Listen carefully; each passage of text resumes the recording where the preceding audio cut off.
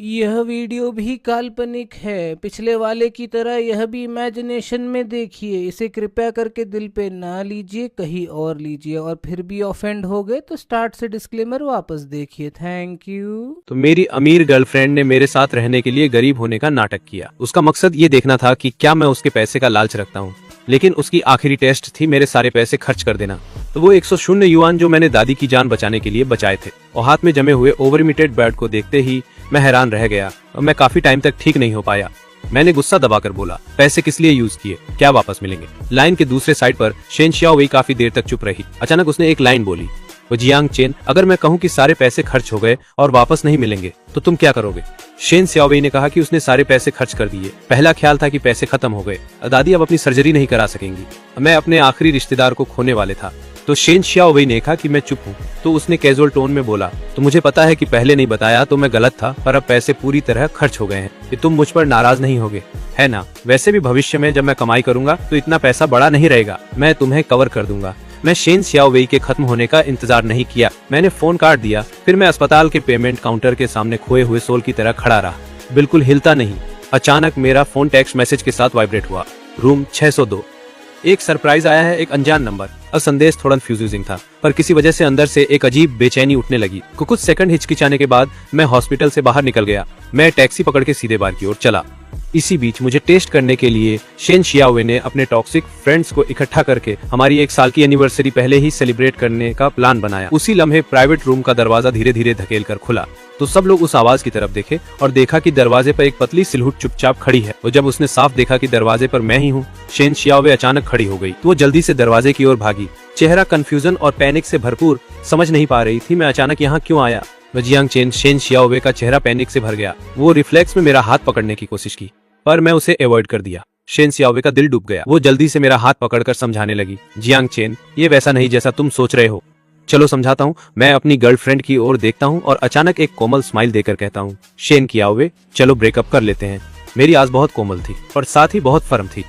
Shane Xiaowei एक पल के लिए स्तब्ध रह गई, फिर उसने हताशा में सिर हिलाया। नहीं नहीं, मैं ब्रेकअप नहीं करूंगी। जियांग चेन, मैं समझा सकती हूँ, मैं सच में समझा सकती हूँ। मैं जोर से शेन शियाओवेई का हाथ झटक दिया। मेरी आवाज नरम थी पर बहुत फर्म थी। शेन शियाओवेई, मुझे छोड़ दो।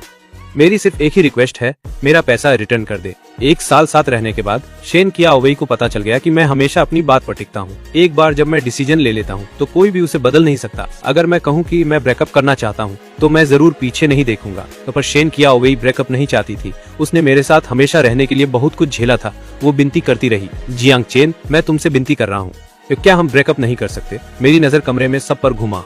वो सोंग जिनियन पर ठहरा। सोंग जिनियन कोने में बैठा था जहाँ शेन शियाओवेई नहीं देख पा रही थी। उसने मुझे एक मौकी स्माइल दी। उसके होंठ हिल रहे थे, जैसे कह रहा हो तो मेरे साथ कॉम्पीट नहीं कर सकता। मैंने उसे इग्नोर किया और शेन शियाओवेई की ओर देखा। मैं धीरे धीरे बोला, ठीक है, तो हमें ब्रेकअप नहीं करना। अभी मुझे 100 युआन दे दो, मुझे बस 100 चाहिए। शेन शियाओवेई का एक्सप्रेशन थोड़ा ट्रबल्ड हो गया। उसने अपने लिप को बाइट किया। जियांग चेन, क्या तुम एक और दिन इंतजार कर सकते हो? मैं तुम्हें जितना भी मनी चाहिए उतना दे दूंगा, प्लीज। मैं उससे निराशा से देखता हूँ और धीरे धीरे बोला, शेन शियाओवेई, मैं बस अब बैंक कार्ड के लिए पैसे चाहता हूँ, मेरा पैसा वापस दे दो। शेन शियाओवेई फिर भी आगे बढ़ने की कोशिश करती रही और मुझे पकड़ने लगी, लेकिन उसी पल मेरा फोन बजा। जैसे ही मैंने कॉलर आईडी को देखा, मैं बिना हिचकिचाए जवाब दे दिया कि मुझे नहीं पता कि दूसरी तरफ क्या कहा गया। मेरा चेहरा तुरंत ही फीका पड़ गया।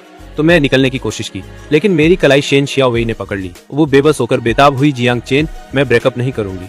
मैं कल तक रुक जा, मैं तुम्हें जितना भी पैसा चाहिए उतना दे दूंगा। तो मैं उसकी तरफ मुड़ कर देखा, फिर उसके चेहरे पर जोर से थप्पड़ मार दिया। वेई, हम पूरी तरह से खत्म हो गए। उसके बाद मैंने उसका हाथ झटक दिया और बिना पीछे देखे सीधा बाहर निकल गया। तो मैं बार से जल्दी बाहर निकला। रात का समय पहले ही देर हो चुका था, तो सड़कों पर कोई नहीं था और टैक्सी भी बहुत ही कम थी। अभी अभी का कॉल अस्पताल से आया था कि डॉक्टर ने कहा कि दादी की हालत बिगड़ गई है। उसने मुझे जल्दी से अस्पताल आने को कहा और जब मैंने ये खबर सुनी तो ऐसा लगा जैसे आसमान गिर रहा हो। तो मैं बेताब होकर अस्पताल पहुंचना चाहता था। मेरे पास सोचने का बिल्कुल भी टाइम नहीं बचा था। मेरी हालत शियाओवेई जैसी थी। पर 10 मिनट से ज्यादा इंतजार करने के बाद सड़क पर एक भी कार नहीं थी। बस एक मैबाक धीरे धीरे दूर से आती हुई दिखी और मैं अस्पताल पहुंचने के लिए पूरी तरह हड़बड़ी में था। तो मैंने दांत कस के सड़क के बीच में दौड़ पड़ा।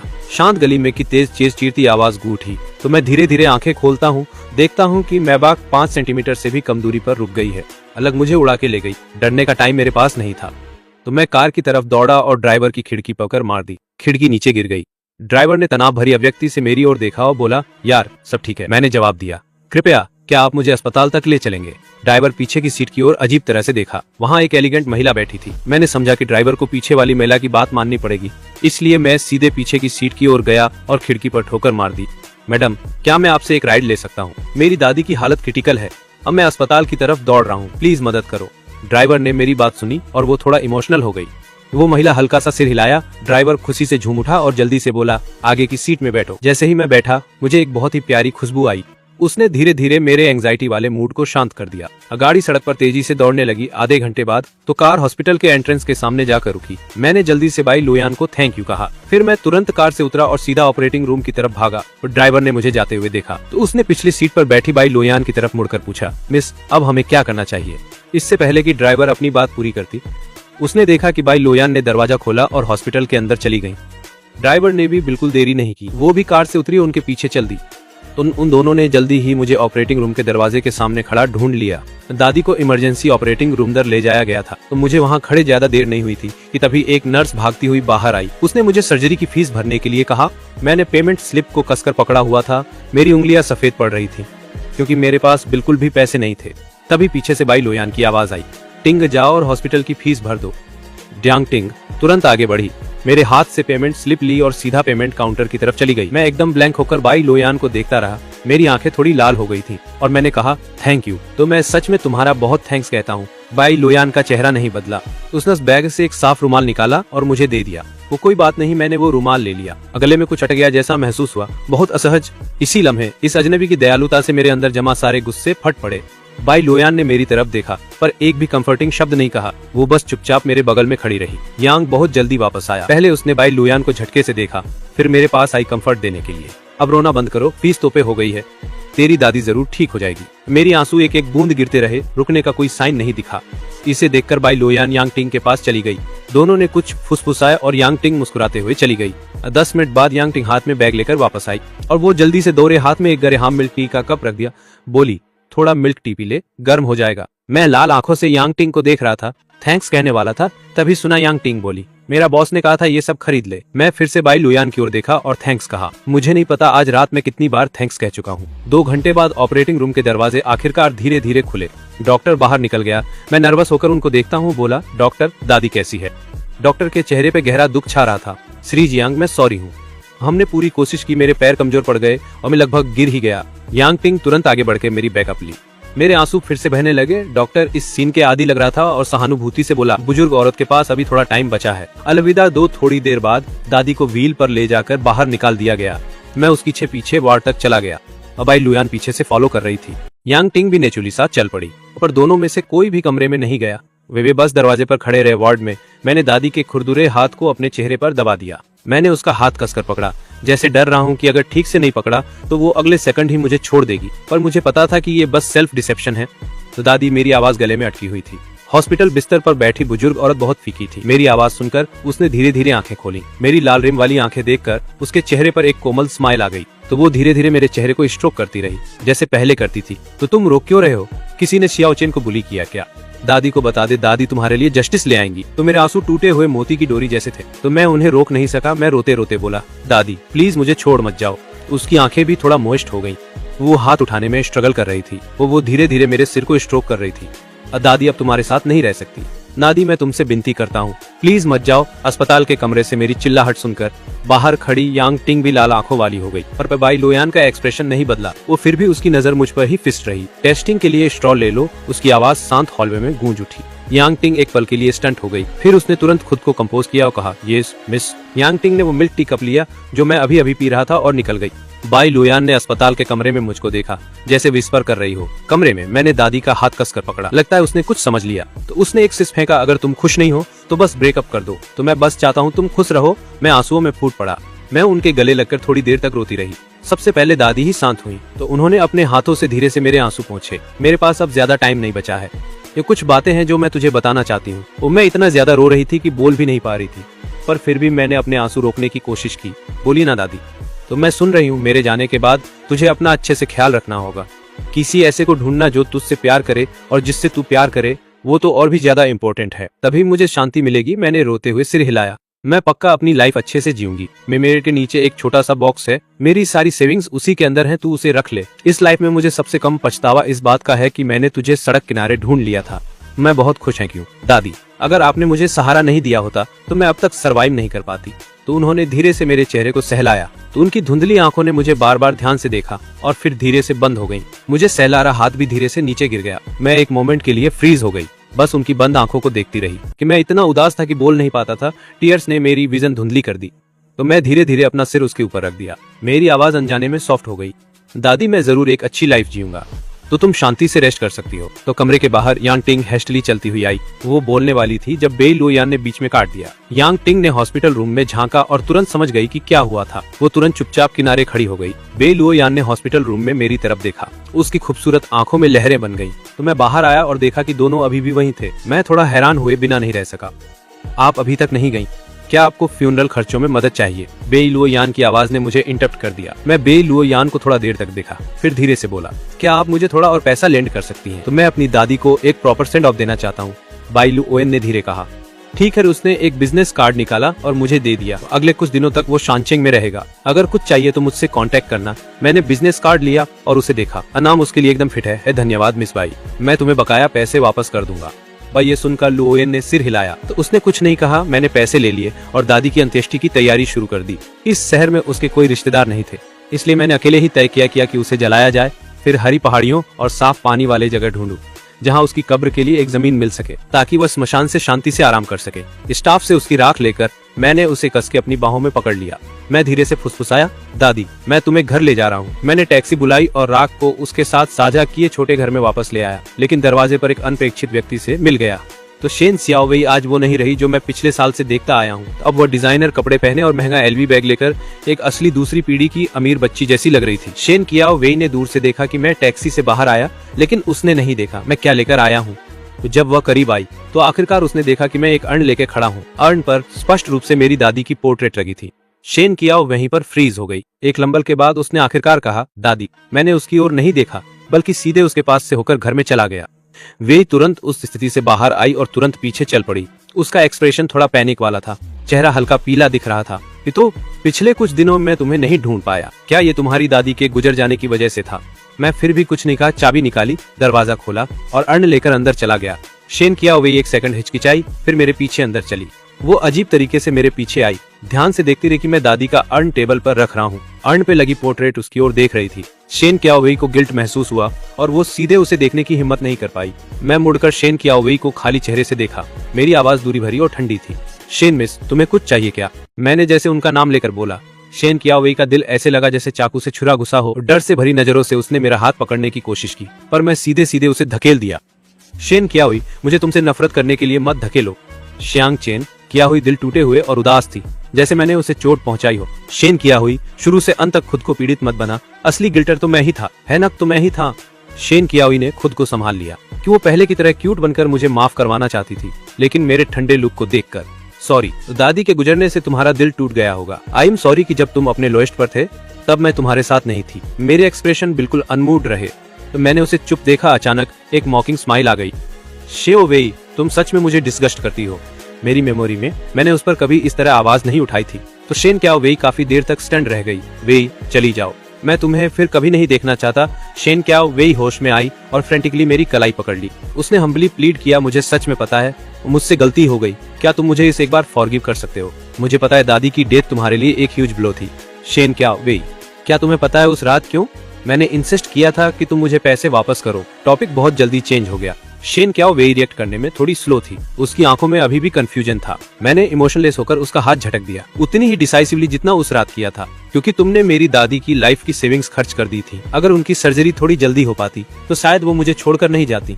ये वर्ड्स एक बॉम्ब की तरह थे शेन कियाओवेई के दिल में एक्सप्लोड होते हुए, क्योंकि वजह से उसकी आंखें फटी की फटी रह गईं। उसने डिलीफ के साथ मेरी तरफ देखा और काफी देर बाद उसका चेहरा उतर गया और वो टूटने लगी। चेन, तुम मुझसे झूठ बोल रहे हो ना? तो मैंने खुद को धोखा देने वाली शेन शियाओवेई को देखा और कोल्डली अपना सिर हिलाया, फिर एक और बॉम्ब फोड़ दिया। शेन शियाओवेई, जिस रात तुम बार से निकली थी तुम किसी दूसरे मर्द के साथ होटल गई थी।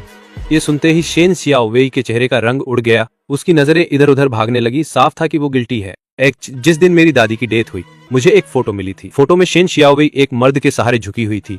उसकी गर्दन हिकिस से भरी थी और वो सुकून से सो रही थी। उस मोमेंट पर मैं शेन शियाओवई से पूरी तरह डिसअपॉइंट हो गया था। जब मैंने वो फोटो देखी तो मेरे दिल में कोई हलचल नहीं हुई। शेन शियाओवई जानती थी कि उसने सारी उम्मीदें खो दी हैं, पर वो फिर भी हार नहीं मानना चाहती थी। तो मैं अकेला ऐसा मर्द था जिसने उसके दिल को छुआ था। वो मुझे छोड़ने की हिम्मत कैसे कर सकती थी?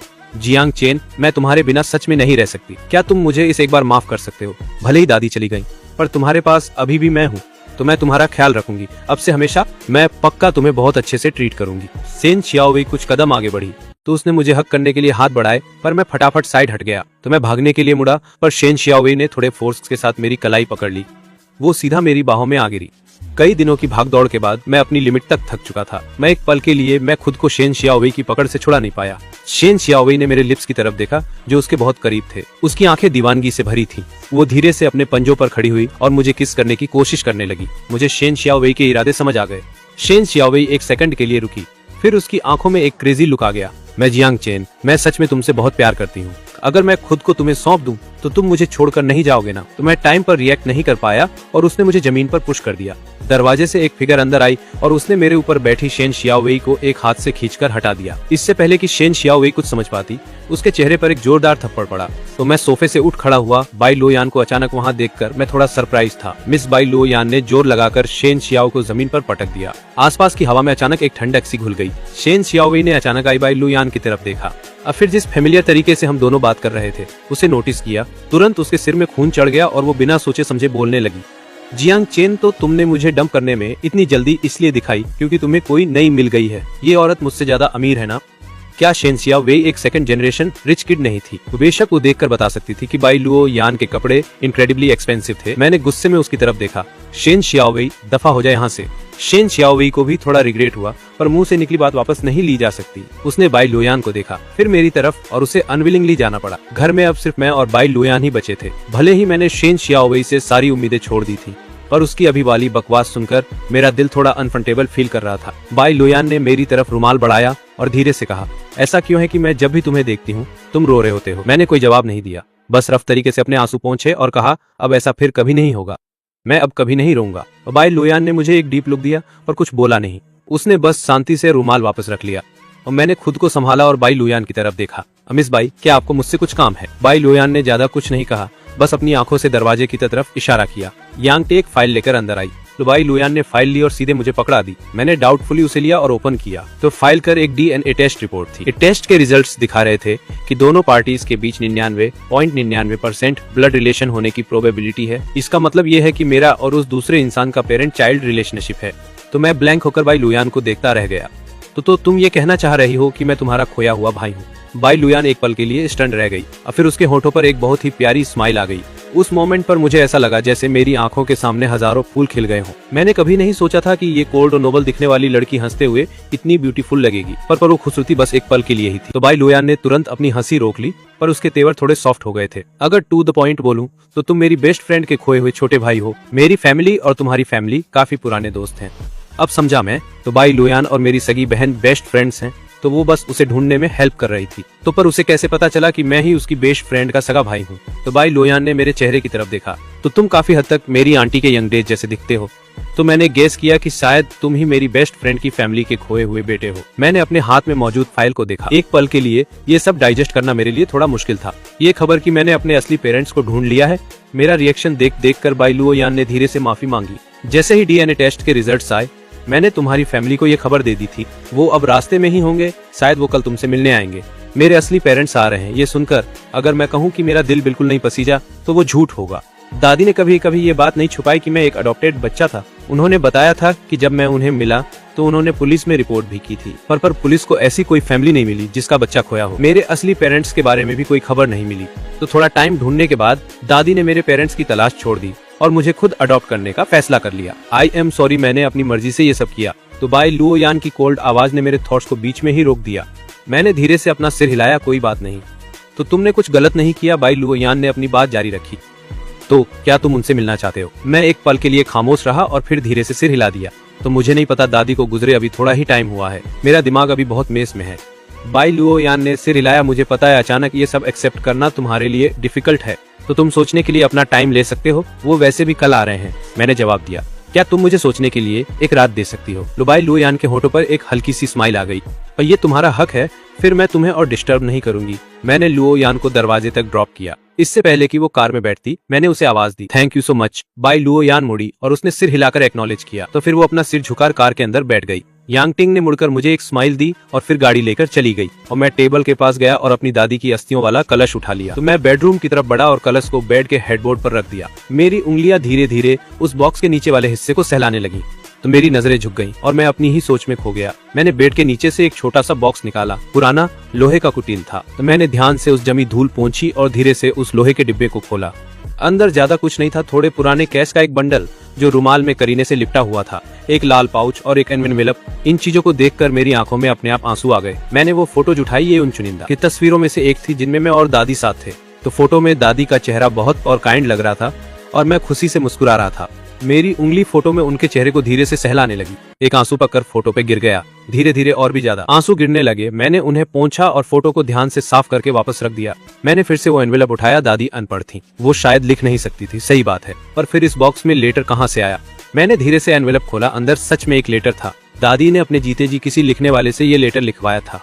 लेटर में दादी ने लिखा था कि उन्हें पता था वो मेरे साथ ज्यादा टाइम तक नहीं रह पाएंगी। उन्हें उम्मीद थी कि उनके जाने के बाद मैं उस लाल पाउच की चीजों से अपने असली पेरेंट्स को ढूंढ लूंगा। दादी ने लेटर में उस साल की डिटेल्स भी लिखी थी कि मैं उन्हें कैसे मिला था और उस वक्त मेरे पास जो भी सामान था वो सब बॉक्स में ही रखा था। लेटर पढ़ने के बाद मैंने वो लाल पाउच उठाया और उसे खोला। पाउच के अंदर एक लंबी उर वाला लॉन्जिविटी लॉक था। इसे बहुत ही एक्सक्विजिट तरीके से बनाया गया था। वो जब दादी ने मुझे ढूंढा था तब वो लॉन्जिविटी लॉक मेरी गर्दन पर था और उसके पीछे एक नाम खुदा हुआ था। कोइंसिडेंटली दादी का सरनेम भी जियांग था, इसलिए उन्होंने मेरा नाम जियांग चेन रखा। मैंने एक डिसीजन लिया, क्योंकि दादी चाहती कि मैं अपने असली पेरेंट्स को ढूंढूं और उनके साथ रहूं, तो मैं उनकी बात मानूंगा। तो मेरे असली पेरेंट्स वैसे भी जल्द ही आने वाले थे, तो मैं उनसे जाकर मिलूंगा। ऊपर मैंने ये बात भी एकदम क्लियरली सोच ली है, जब तक मेरे असली पेरेंट्स जरा सा भी ये दिखाएंगे कि वो मुझे नहीं चाहते, मैं उनके साथ वापस नहीं जाऊंगा। मैं अकेले रहना पसंद करूंगा, बजाय ऐसे रिश्तेदारों के साथ घर जाने के जो मुझे एक्सेप्ट नहीं करते। अगले दिन दोपहर को मैं बस बाहर निकलने ही वाला था कि किसी ने मेरा दरवाजा खटखटाया। मैंने जैसे ही दरवाजा खोला, देखा कि बाहर कई लोग खड़े हैं। उनमें एक मिडिल एज कपल था जिनका चेहरा मुझे बहुत जाना पहचाना लगा, खासकर वो माँ जो थोड़ी थोड़ी मेरे जैसी दिखती थी। मुझे देखते ही वो आगे बढ़ी और उन्होंने मुझे जोर से गले लगा लिया। तो मम्मी ने आखिर तुम्हें ढूंढ ही लिया। एक पल के लिए मेरी बॉडी एकदम स्टिफ हो गई। सबकॉन्शियसली मैं किसी स्ट्रेंजर के फिजिकल कांटेक्ट को रिजेक्ट कर रहा था, पर मदर जियांग का मेरे पास रोना सुनकर मेरा दिल थोड़ा पिघल गया। मेरा इरादा उनके हाथ हटाने का था, पर मैं हिचकिचाया और मैंने कुछ नहीं किया। मदर जियांग और भी ज्यादा फूट फूट कर रोने लगी, तो उनके गर्म आंसुओं ने मेरे कंधे को भिगो दिया। मैंने हिचकिचाते हुए अपना हाथ उठाया और धीरे से मदर जियांग की पीठ थपाई।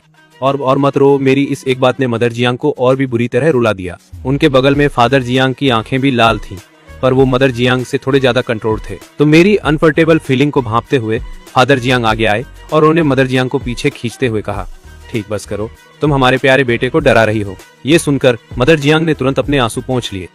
सही कह रहे हो, हमें अपने बेटे को डराना नहीं चाहिए। तब जाकर मुझे याद आया कि सबको अंदर बुलाना है। फिर मैं पानी उबालने के लिए किचन में चला गया और बाकी सब उस छोटे से घर के अंदर आए और वहाँ के सिंपल माहौल को देखने लगे। मदर जियांग की आंखों से फिर से आंसू छलक पड़े। वो छोटा सा घर भले ही पुराना था, पर एकदम साफ सुथरा रखा गया था।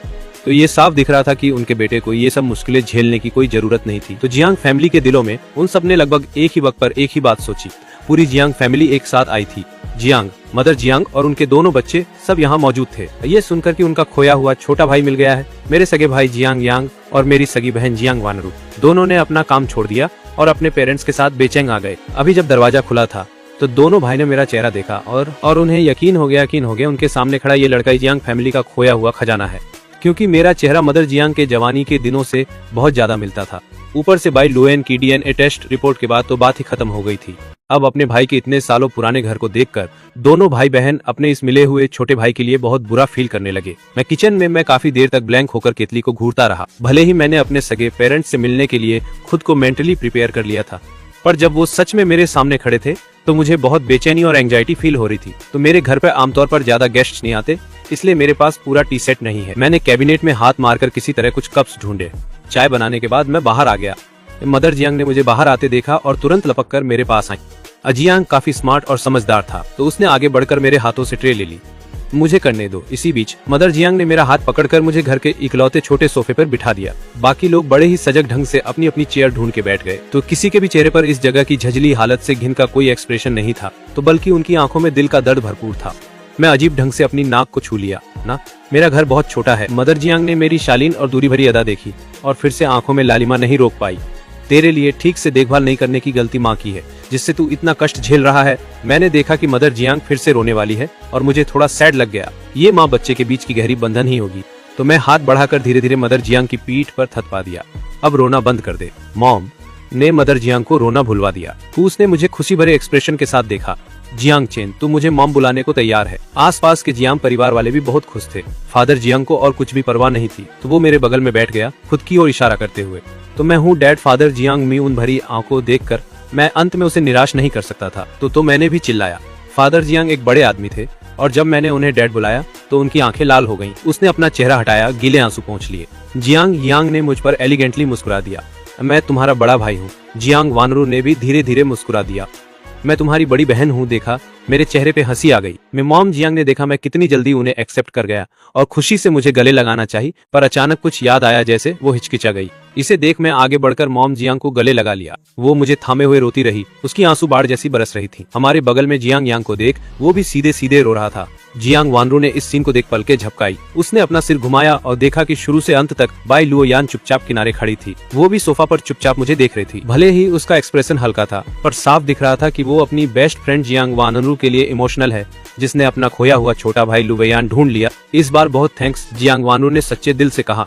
तो भाई लुवेयान ने नजरें हटाई और अचानक दोबारा उसके कंधे पर थपथपा दिया। तो थोड़ी देर रोने के बाद मॉम जियांग ने मेरा हाथ कस के पकड़ा और बीते 20 कुछ सालों की जिंदगी के बारे में डिटेल में पूछने लगी। मैंने कुछ नहीं छुपाया। मैंने उसे बताया कि दादी ने मुझे कैसे ढूंढा और फिर बड़ी मुश्किल से पाला। मैंने सिर्फ अच्छे पलों की बात की, दुखी पलों को नहीं।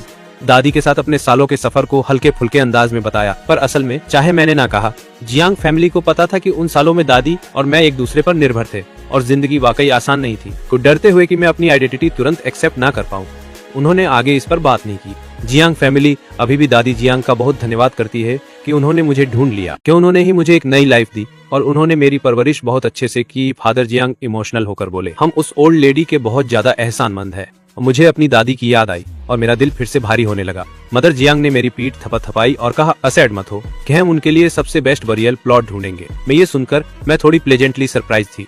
सच में कि मदर जियांग ने नोट किया और अपनी बात जारी रखी। डैड, अपने भाई और बहन के साथ कैपिटल वापस चलो। ठीक है, मैंने पहले ही अपने बायोलॉजिकल पेरेंट्स के साथ जाने की तैयारी कर ली थी। अब जब मुझे पता चला कि वो मुझे घर ले जाने के लिए इतने डेस्परेट हैं, तो मैंने जियांग फैमिली के साथ जाने से मना नहीं किया, क्योंकि इस जगह पर अब कोई भी ऐसा इंसान या चीज नहीं बची थी जिससे मैं जुड़ी रहूं। मैं आप सबके साथ घर चलूंगी। तो मेरा एग्री करना सुनकर जियांग फैमिली की खुशी का ठिकाना नहीं था। जियांग वानरू ने तुरंत अब फोन निकाला और अरेंजमेंट्स करने लगी। मदर जियांग और जियांग ई यांग ने मेरा तो बहुत सामान पैक करने में हेल्प की। तो जब हम पैकिंग कर रहे थे तो मेरा फोन बार बज रहा था। मैंने बस एक नजर डाली और फिर चुपचाप फोन साइलेंट पर लगा दिया। मैंने यहाँ से जाने से पहले अपना करंट फोन नंबर बदलने का प्लान बनाया, यहाँ के लोगों और यादों को आखिरी फेयरवेल देने के लिए। 1 घंटे बाद मैं दादी की अस्थियां और अपना थोड़ा बहुत सामान लेकर एयरपोर्ट जाने के लिए मेबैक में बैठ गई। जैसे ही मैं और जियांग फैमिली निकले, शेन चियावेई दरवाजे पर आ पहुंचा। जैसे ही वो गाड़ी से उतरी, शेन चियावेई ने मेरा दरवाजा नॉक किया, पर वो चाहे जितना भी खटखटाती, किसी ने गेट नहीं खोला। जियांग, मैं हूँ चेन, दरवाजा खोलो, क्या हम ढंग से बात कर सकते हैं? जियांग चेन, मुझे सच में पता है कि मेरी गलती थी। प्लीज क्या तुम मुझे इग्नोर करना बंद कर सकते हो? मुझे ब्रेकअप नहीं करना, शेन चियावेई ने दरवाजे पर खुद से कहा, पर घर में एकदम सन्नाटा था। सोंग जिन योन भी थोड़ी देर में वहां पहुंच गया। तो शेन चियावेई का वही पुराना लवस्ट्रक अवतार देखकर उसने धीरे से अपने होंठ चबाट। दिल ही दिल में वो मुझसे पागलों की तरह जेलस था, पर चेहरे पर उसे वही शरीफ और जेनरस वाला लुक मेंटेन करना था। आसमान में बिजली कड़की और तुरंत जोरदार बारिश होने लगी। शेन चियावेई पूरी तरह भीग चुकी थी। और ये देखकर सोंग जिनयोन ने ड्राइवर के हाथ से अम्ब्रेला लिया और शेन चियावेई के सिर पर लगा दिया। चियावेई, बारिश हो रही है, चलो पहले गाड़ी में बैठकर शेल्टर लेते हैं। मुझे तुम्हारी केयर की जरूरत नहीं है, मुझे किसी भी हाल में। जियांग चेन से माफी चाहिए, सोंग जिनयोन ने अपनी नजरें झुका ली। चियावेई, मैं शेन चियावेई ने अपना सिर घुमाया और उसे घूर कर देखा। तो तुम्हें समझ नहीं आता क्या? अगर तुम नहीं होते तो जियांग चेन मुझे छोड़कर नहीं जाता। ये सब तुम्हारी वजह से है, सब तुम्हारी वजह से। लेकिन शेन चियावेई, मैं ऑलरेडी तुम्हारा फियांसे हूँ, तो शादी तो हमारी होने वाली है ना? शेन चियावेई अचानक किसी बात से ट्रिगर हो गई, तो वो पीछे मुड़ी। उसकी आंखें एकदम खून जैसी लाल थी और सोंग जिनयोन को घूरने लगी। मैं तुमसे कभी शादी नहीं करूंगी। सोंग जिनयोन शेनची आओवेई की ऐसी हालत देखकर डर गया तो उसने सडनली अपने हाथ का छाता फेंक दिया और शेनची आओवेई को हक करने के लिए आगे बढ़ा। दूसरी तरफ एयरपोर्ट पहुंचने के बाद मैंने अपना पुराना फोन और सिम कार्ड एयरपोर्ट के एक ट्रैश कैन में फेंक दिया। बिना पीछे मुड़कर देखे मैंने अपनी दादी की अस्थियां ली और जियांग फैमिली के साथ कैपिटल की फ्लाइट बोर्ड कर ली। और ये मेरा प्लेन में फर्स्ट टाइम था और सब कुछ एकदम नया सा लग रहा था। तो मेरा रिएक्शन देखकर जियांग फैमिली फिर से हार्ट ब्रोकन फील करने लगी। उनका प्यारा बच्चा कभी इतनी दूर नहीं गया था और न ही कभी प्लेन में बैठा था। हमें उसे और भी अच्छे से ट्रीट करना होगा। मुझे नहीं पता था कि जियांग फैमिली के दिमाग में क्या चल रहा है। मैं बस चुपचाप अपनी सीट पे बैठा रहा। अबाई और जियांग दोनों काफी रिच फैमिलीज हैं, तो ऑब्वियसली वो फर्स्ट क्लास में ही ट्रेवल करते हैं। अगर पहले की बात होती तो मैं ऐसा सोचने की हिम्मत भी नहीं करता। मेरी 20 साल की सिंपल लाइफ की वजह से मैं अनकॉन्शियसली थोड़ा झिझक रहा था। वहीं दूसरी तरफ जियांग फैमिली और लोयान काफी चिल लग रहे थे, जैसे उन्हें इन सब चीजों की पुरानी आदत हो। मैंने अपने होंठ सिकोड़े। इस बात ने मुझे रियलाइज कराया कि मैं और वो सच में बहुत अलग हैं। जियांग वानरू एक लड़की है और उसने नोटिस किया कि मैं थोड़ा स्टिफ फील कर रहा था। उसे तुरंत रियलाइज हो गया कि शायद मुझे इसकी आदत नहीं है। तो जियांग वानरू उठी और मेरे बगल में आकर बैठ गई। शाओ चेन, क्या तुम्हें इसकी आदत नहीं है? तो मैंने एक्सपेक्ट नहीं किया था कि जियांग वानरू मेरी इस अजीब हालत को नोटिस कर लेगी। मैं एक पल के लिए हिचकिचाया पर फिर भी सिर हिला दिया। मुझे इसकी थोड़ी कम ही आदत है। क्या मैंने सबको एम्बेरेस कर दिया? जियांग वानरू धीरे से मुस्कुराई और मेरा हाथ जोर से पकड़ लिया। बिल्कुल नहीं, एम्बेरेस फील करने की जरूरत नहीं है। हमारा जियांग चेन बहुत ग्रेट है, बस तुम्हें अभी इसकी आदत नहीं है। धीरे धीरे सब ठीक हो जाएगा, बाद में तुम्हें इसकी आदत हो जाएगी। ये तुम्हें सब सिखा देगा। मैंने उस जेंटल जियांग वानरू की तरफ देखा। मिलल अतो बॉर्म हो गया, अतो बड़ी बहन होने का ऐसा फील होता है। जियांग वानरू का दिल भी पिघल गया। छोटा भाई होने का ऐसा फील होता है। लेकिन कुछ घंटों बाद प्लेन सेफली जिंगची एयरपोर्ट पर लैंड कर गया तो मैं नेचुरली जियांग फैमिली के साथ वीआईपी एग्जिट से बाहर निकला। और जब हम जिंगचेंग पहुंचे तब तक शाम हो चुकी थी। मैंने क्यूरियोसिटी के साथ अपने सामने के इस अनजान शहर को देखा, पर मैं बिल्कुल भी नर्वस नहीं था। यही वो जगह है जहां मुझे बड़ा होना चाहिए था। एयरपोर्ट के वीआईपी एग्जिट के बाहर कई लग्जरी कार्स पहले से ही वेट कर रही थी। एक मिडिल आदमी जो बटलर जैसा लग रहा था, जियांग फैमिली को देखते ही तुरंत मुस्कुराया और ग्रीट करने के लिए आगे आया। Madam, eldest young master, young miss, second young master. ये पहली बार था जब मुझे सेकंड यंग मास्टर बुलाया गया था। फीलिंग काफी नई और अलग थी, पर मैं फिर भी बटलर की तरफ पोलाइटली स्माइल किया तो बटलर एकदम दंग रह गया। उसने क्लियरली ये एक्सपेक्ट नहीं किया था, क्योंकि नया नया मिला सेकंड मास्टर इतना पोलाइट इंसान होगा, जैसा कि एक्सपेक्टेड था। जियांग फैमिली के जीन्स सच में बहुत स्ट्रॉन्ग है। भले ही सेकंड यंग मास्टर इतने सालों तक खोया हुआ था, पर उसकी हड्डियों में बसे वो एक्सीलेंट जीन्स कभी नहीं बदलेंगे। लग्जरी कार के अंदर काफी स्पेस था, पर जियांग फैमिली में से कोई भी अलग कार में नहीं जाना चाहता था, इसलिए सब एक ही कार में स्क्वीज होकर बैठ गए। अबाई लुयान भी जानबूझकर जियांग फैमिली की कार में ही बैठ गई, जबकि वहाँ क्लियरली बहुत सारी खाली कार्स थी। तो सुबह जियांग फैमिली से मिलने के बाद से मुझे बाई लुयान से बात करने का चांस ही नहीं मिला था। इस वक्त बाई लुयान मेरे बिल्कुल अपोजिट बैठी थी।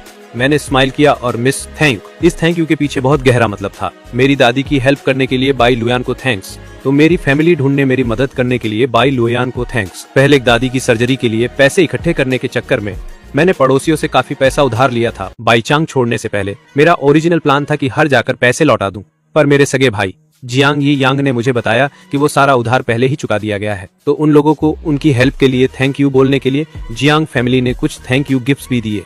जब मुझे इस बारे में पता चला तो मुझे एक बार फिर फील हुआ कि जियांग फैमिली मेरी कितनी वैल्यू करती है। मैंने बाई अलवान की तरफ ऊपर देखा। चेहरा अभी भी वही कोल्ड नोबल था, पर मुझे उसमें थोड़ी सी जेंटलनेस नजर आई। तो इतना फॉर्मल होने की जरूरत नहीं है, ये तो मेरा फर्ज था। तो मुझे अपनी हार्ट बीट 2 गुना तेज फील हुई। मैंने शर्माकर अपना सिर झुका लिया। अब बाई लुओयान की तरफ के देखने की हिम्मत नहीं हो रही थी। ये देखकर मेरे बगल में बैठी मदर जियांग ने फादर जियांग के साथ एक लुक एक्सचेंज किया। वो एक दूसरे की आंखों का मतलब समझ गए थे। दोनों ने एक दूसरे को देखकर स्माइल किया और फिर मुझे और बाई लुओयान को और भी ज्यादा जेंटल और प्यार भरी नजरों से देखने लगे। जियांग वानरू अपनी बेस्ट फ्रेंड और अपने छोटे भाई के बीच का इंटरेक्शन देख रही थी और चुपके से स्माइल करने लगी। पता नहीं हम कितनी देर से ड्राइव कर रहे थे, पर कार के बाहर का सीन धीरे धीरे काफी सुनसान होने लगा था। भीड़ भाड़ वाली सड़कों की जगह अब धीरे धीरे जंगलों ने ले ली थी। तो मैंने थोड़े डाउट के साथ अपना सिर घुमाया और जियांग वानरू की तरफ देखा। जियांग वानरू ने स्माइल किया, मेरा सिर थपथपाया और कहा, यहाँ से ये पूरा पहाड़ बाई फैमिली की प्रॉपर्टी है।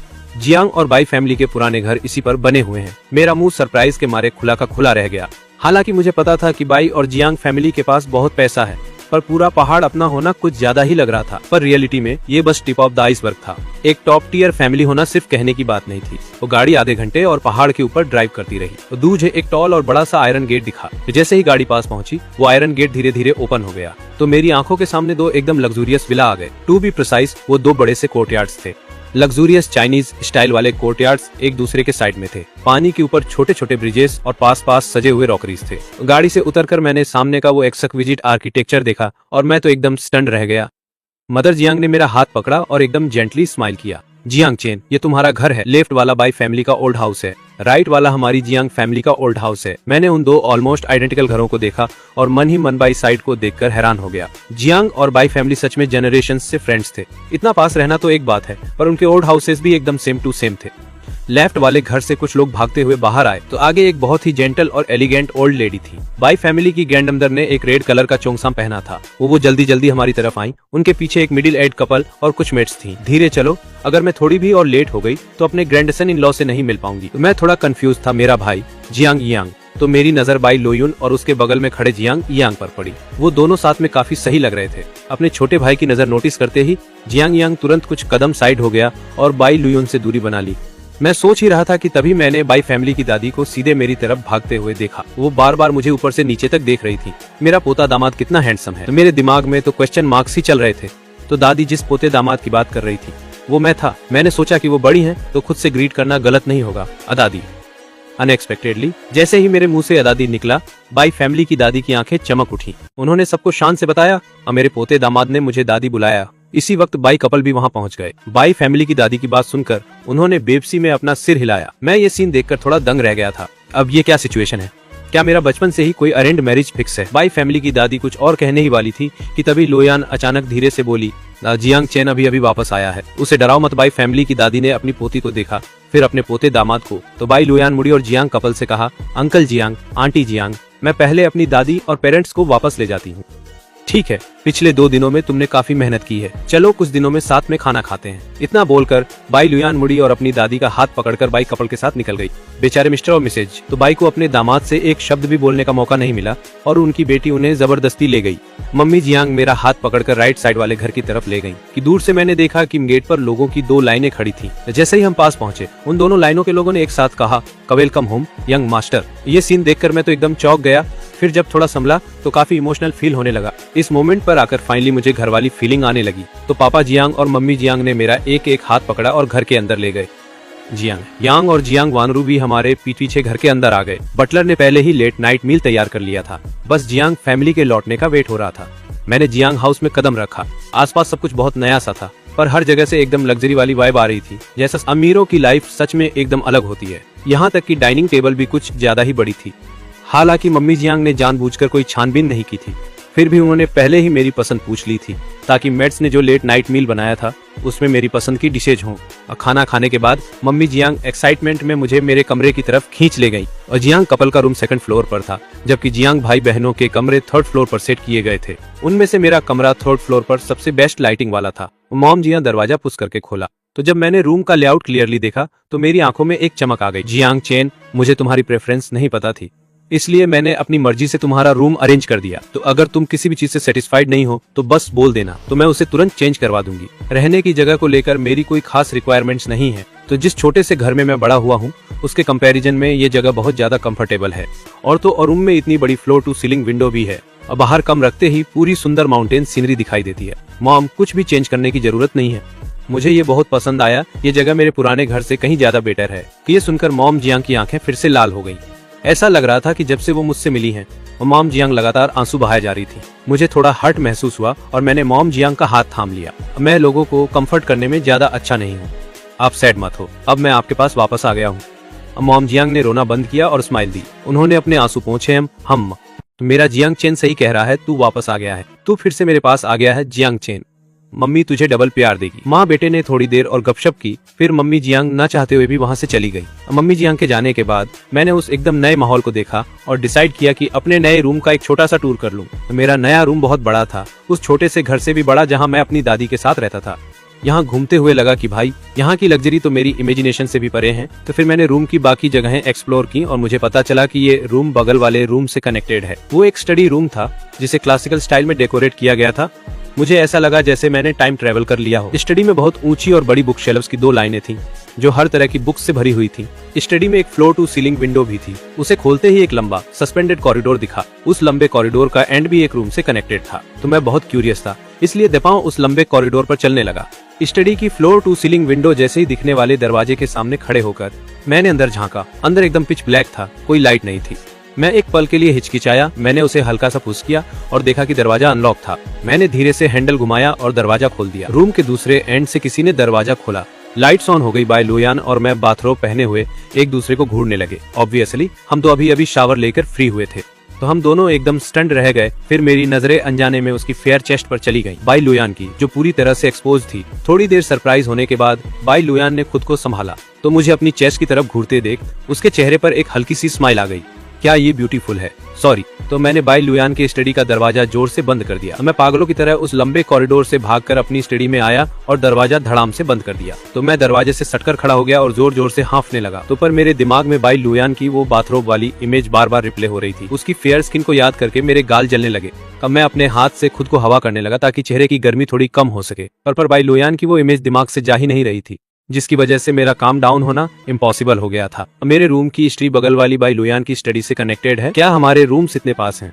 मुझे लगा मैंने और सोचा तो मेरा दिमाग फट जाएगा, इसलिए मैंने ड्रेसिंग रूम से कपड़े निकाले और सीधा बाथरूम चला गया।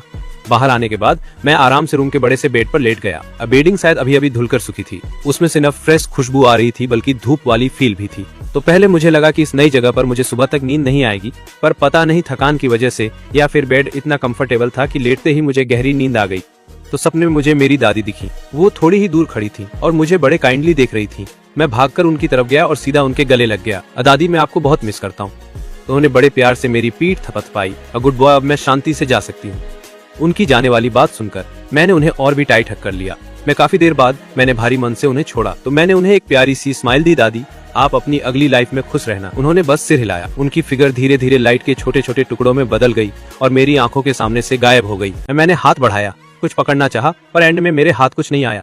अगली सुबह जल्दी ही मेड्स को कुछ खटपट की आवाज आई। मेड्स ने एक दूसरे को देखा और तुरंत किचन में चेक करने गई। तो उन्होंने देखा कि कल ही घर लौटे सेकंड मास्टर एप्रन पहनकर कुकिंग कर रहे थे। शोर सुनकर मैंने सिर घुमाया और मेड्स को देखकर स्माइल किया। मेड्स वहीं के वहीं हैरान रह गईं। होश में आते ही वो तुरंत आगे आईं और मेरे हाथ से स्पैचुला छीन लिया। सेकंड यंग मास्टर, आप इतनी जल्दी क्यों उठ गए? हाँ, ये सब काम बस हम पर छोड़ दीजिए।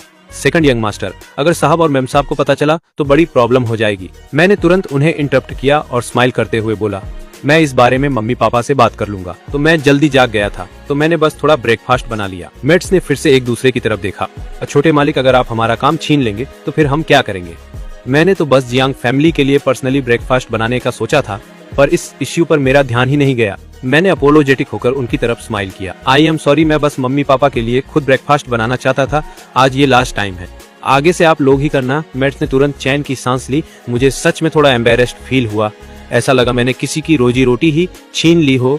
मम्मी के जागने के बाद उन्होंने सबसे पहले मेरे रूम में आकर नॉक किया। पर काफी देर तक कोई आवाज नहीं आई। उन्हें लगा मैं अभी तक सोया हूँ। फिर वो पापा, मेरे भाई बहन नीचे आए और मुझे ब्रेकफास्ट लाते हुए देखा। तो मैंने कदमों की आवाज सुनी और ऊपर देखा तो जियांग फैमिली के चारों मेंबर्स हैरान खड़े थे। मेरे चेहरे पे एक प्यारी सी स्माइल आ गई। भाई बहन, मैंने ब्रेकफास्ट बना लिया है और खा लो। जियांग फैमिली के चारों मेंबर्स होश में आए और जल्दी से नीचे आकर डाइनिंग टेबल के पास खड़े हो गए। वहाँ चाइनीज और वेस्टर्न दोनों स्टाइल का ब्रेकफास्ट था। जियांग वानरू ने मेरी तरफ देखकर अपनी आंखें झपकाईं। जियांग चेन, क्या ये सब तुमने बनाया है? तो मैंने शर्माते हुए सिर हिलाया, पर मेरा क्रेडिट लेने का कोई इरादा नहीं था। तो मैं जल्दी उठ गया था, तो बस थोड़ा बहुत बना लिया। और सब लोग ट्राई करो और देखो कि आप पसंद आता है या नहीं। उन्हें पसंद आए या ना आए, जियांग फैमिली ब्रेकफास्ट तो पक्का खत्म करेगी ही। मम्मी ने दुखी मन से मेरा हाथ थाम लिया। तो मेरे डियर, तुम ब्रेकफास्ट बनाने के लिए इतनी जल्दी उठ गए? मैंने नोट किया सडनली, जैसे मुझे कुछ याद आया हो। मैंने जल्दी से कहा, मुझे सुबह बस नींद ही नहीं आ रही थी, तो मैं ब्रेकफास्ट बनाने के लिए उठ गया। आपसे बस रहने दो, ये सब चीजें मेड्स हैंडल कर लेंगी, मैं थोड़ा और सो सकता हूँ। अब फादर जियांग और मदर जियांग को पता था कि मैं वरीड था। वो मेड्स को ब्लेम करेंगे कि वो अपना काम ठीक से नहीं कर रही। जब मदर जियांग ने ये सुना तो वो भी राहत की सांस लिए बिना नहीं रह सकी। साथ रहने का तरीका अभी धीरे धीरे हार्मोनाइज करना पड़ेगा। अब फादर जियांग ने आगे बढ़कर मॉम और बच्चे दोनों को हक किया और मैं डाइनिंग टेबल पर बैठने के लिए पुश किया। चलो जल्दी से अपने बेटे की कुकिंग टेस्ट करते हैं, अगर ये ठंडा हो गया तो अच्छा नहीं लगेगा। मदर जियांग ने स्माइल के साथ नोट किया। ऑल राइट, इसका टेस्ट लेते हैं। टेबल पर ये ब्रेकफास्ट मैंने खुद अपने हाथों से बनाया है, भले ये डिलीशियस ना हो, वो इसे पूरा फिनिश कर देंगे। वैसे भी मेरी कुकिंग का फ्लेवर घर के शेफ से कम नहीं था। जब मैं पहले ब्रेकफास्ट बना रहा था, मैंने इंटेंशनली घर की आंटी से जियांग फैमिली के टेस्ट के बारे में पूछा था और फिर उनकी प्रेफरेंस के हिसाब से सबके लिए स्पेशल ब्रेकफास्ट बनाया। जियांग फैमिली के चारों मेंबर्स ने जब ब्रेकफास्ट टेस्ट किया तो सबके चेहरे पर एक सेटिस्फाइड एक्सप्रेशन था। फादर जियांग खाते हुए इसे डिलीशियस बोलकर प्रेज कर रहे थे। हमारे जियांग सेन की कुकिंग स्किल्स वाकई बहुत अच्छी हैं। मम्मी जी ने भी हाँ में हाँ मिलाते हुए कहा, ये तो घर के शेफ के लेवल का है, सच में बहुत टेस्टी है। बड़े भाई के चेहरे पर सरप्राइज था। छोटे भाई, क्या तूने ये पहले कभी सीखा है? अपनी फैमिली को इतने मजे से खाते हुए देखकर तो मुझे अंदर से बहुत खुशी फील हो रही थी। मेरे हाई स्कूल के समर ब्रेक के दौरान मैं एक ब्रेकफास्ट डाइनर में पार्ट टाइम जॉब करता था, तो उस डाइनर का नाश्ता बहुत ही डिलीशियस होता था। जब मैंने ये बताया तो याद आया कि हर दिन सुबह होने से पहले ही वहाँ लंबी लाइन लग जाती थी।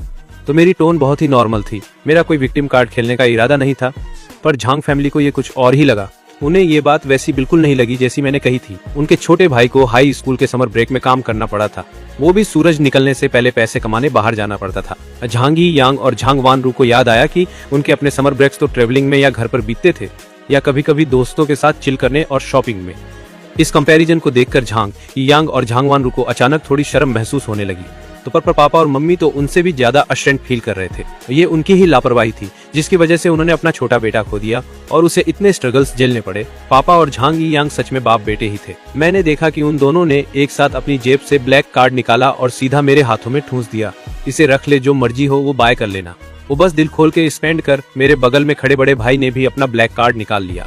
ये ले, तुझे जो जो चाहिए वो खरीद लेना। बिंदास खर्च कर मैं अपने हाथ में उन 2 ब्लैक कार्ड्स को बस ब्लैंक होकर देखता रह गया। मुझे अपने दिमाग में वापस आने में काफी टाइम लगा।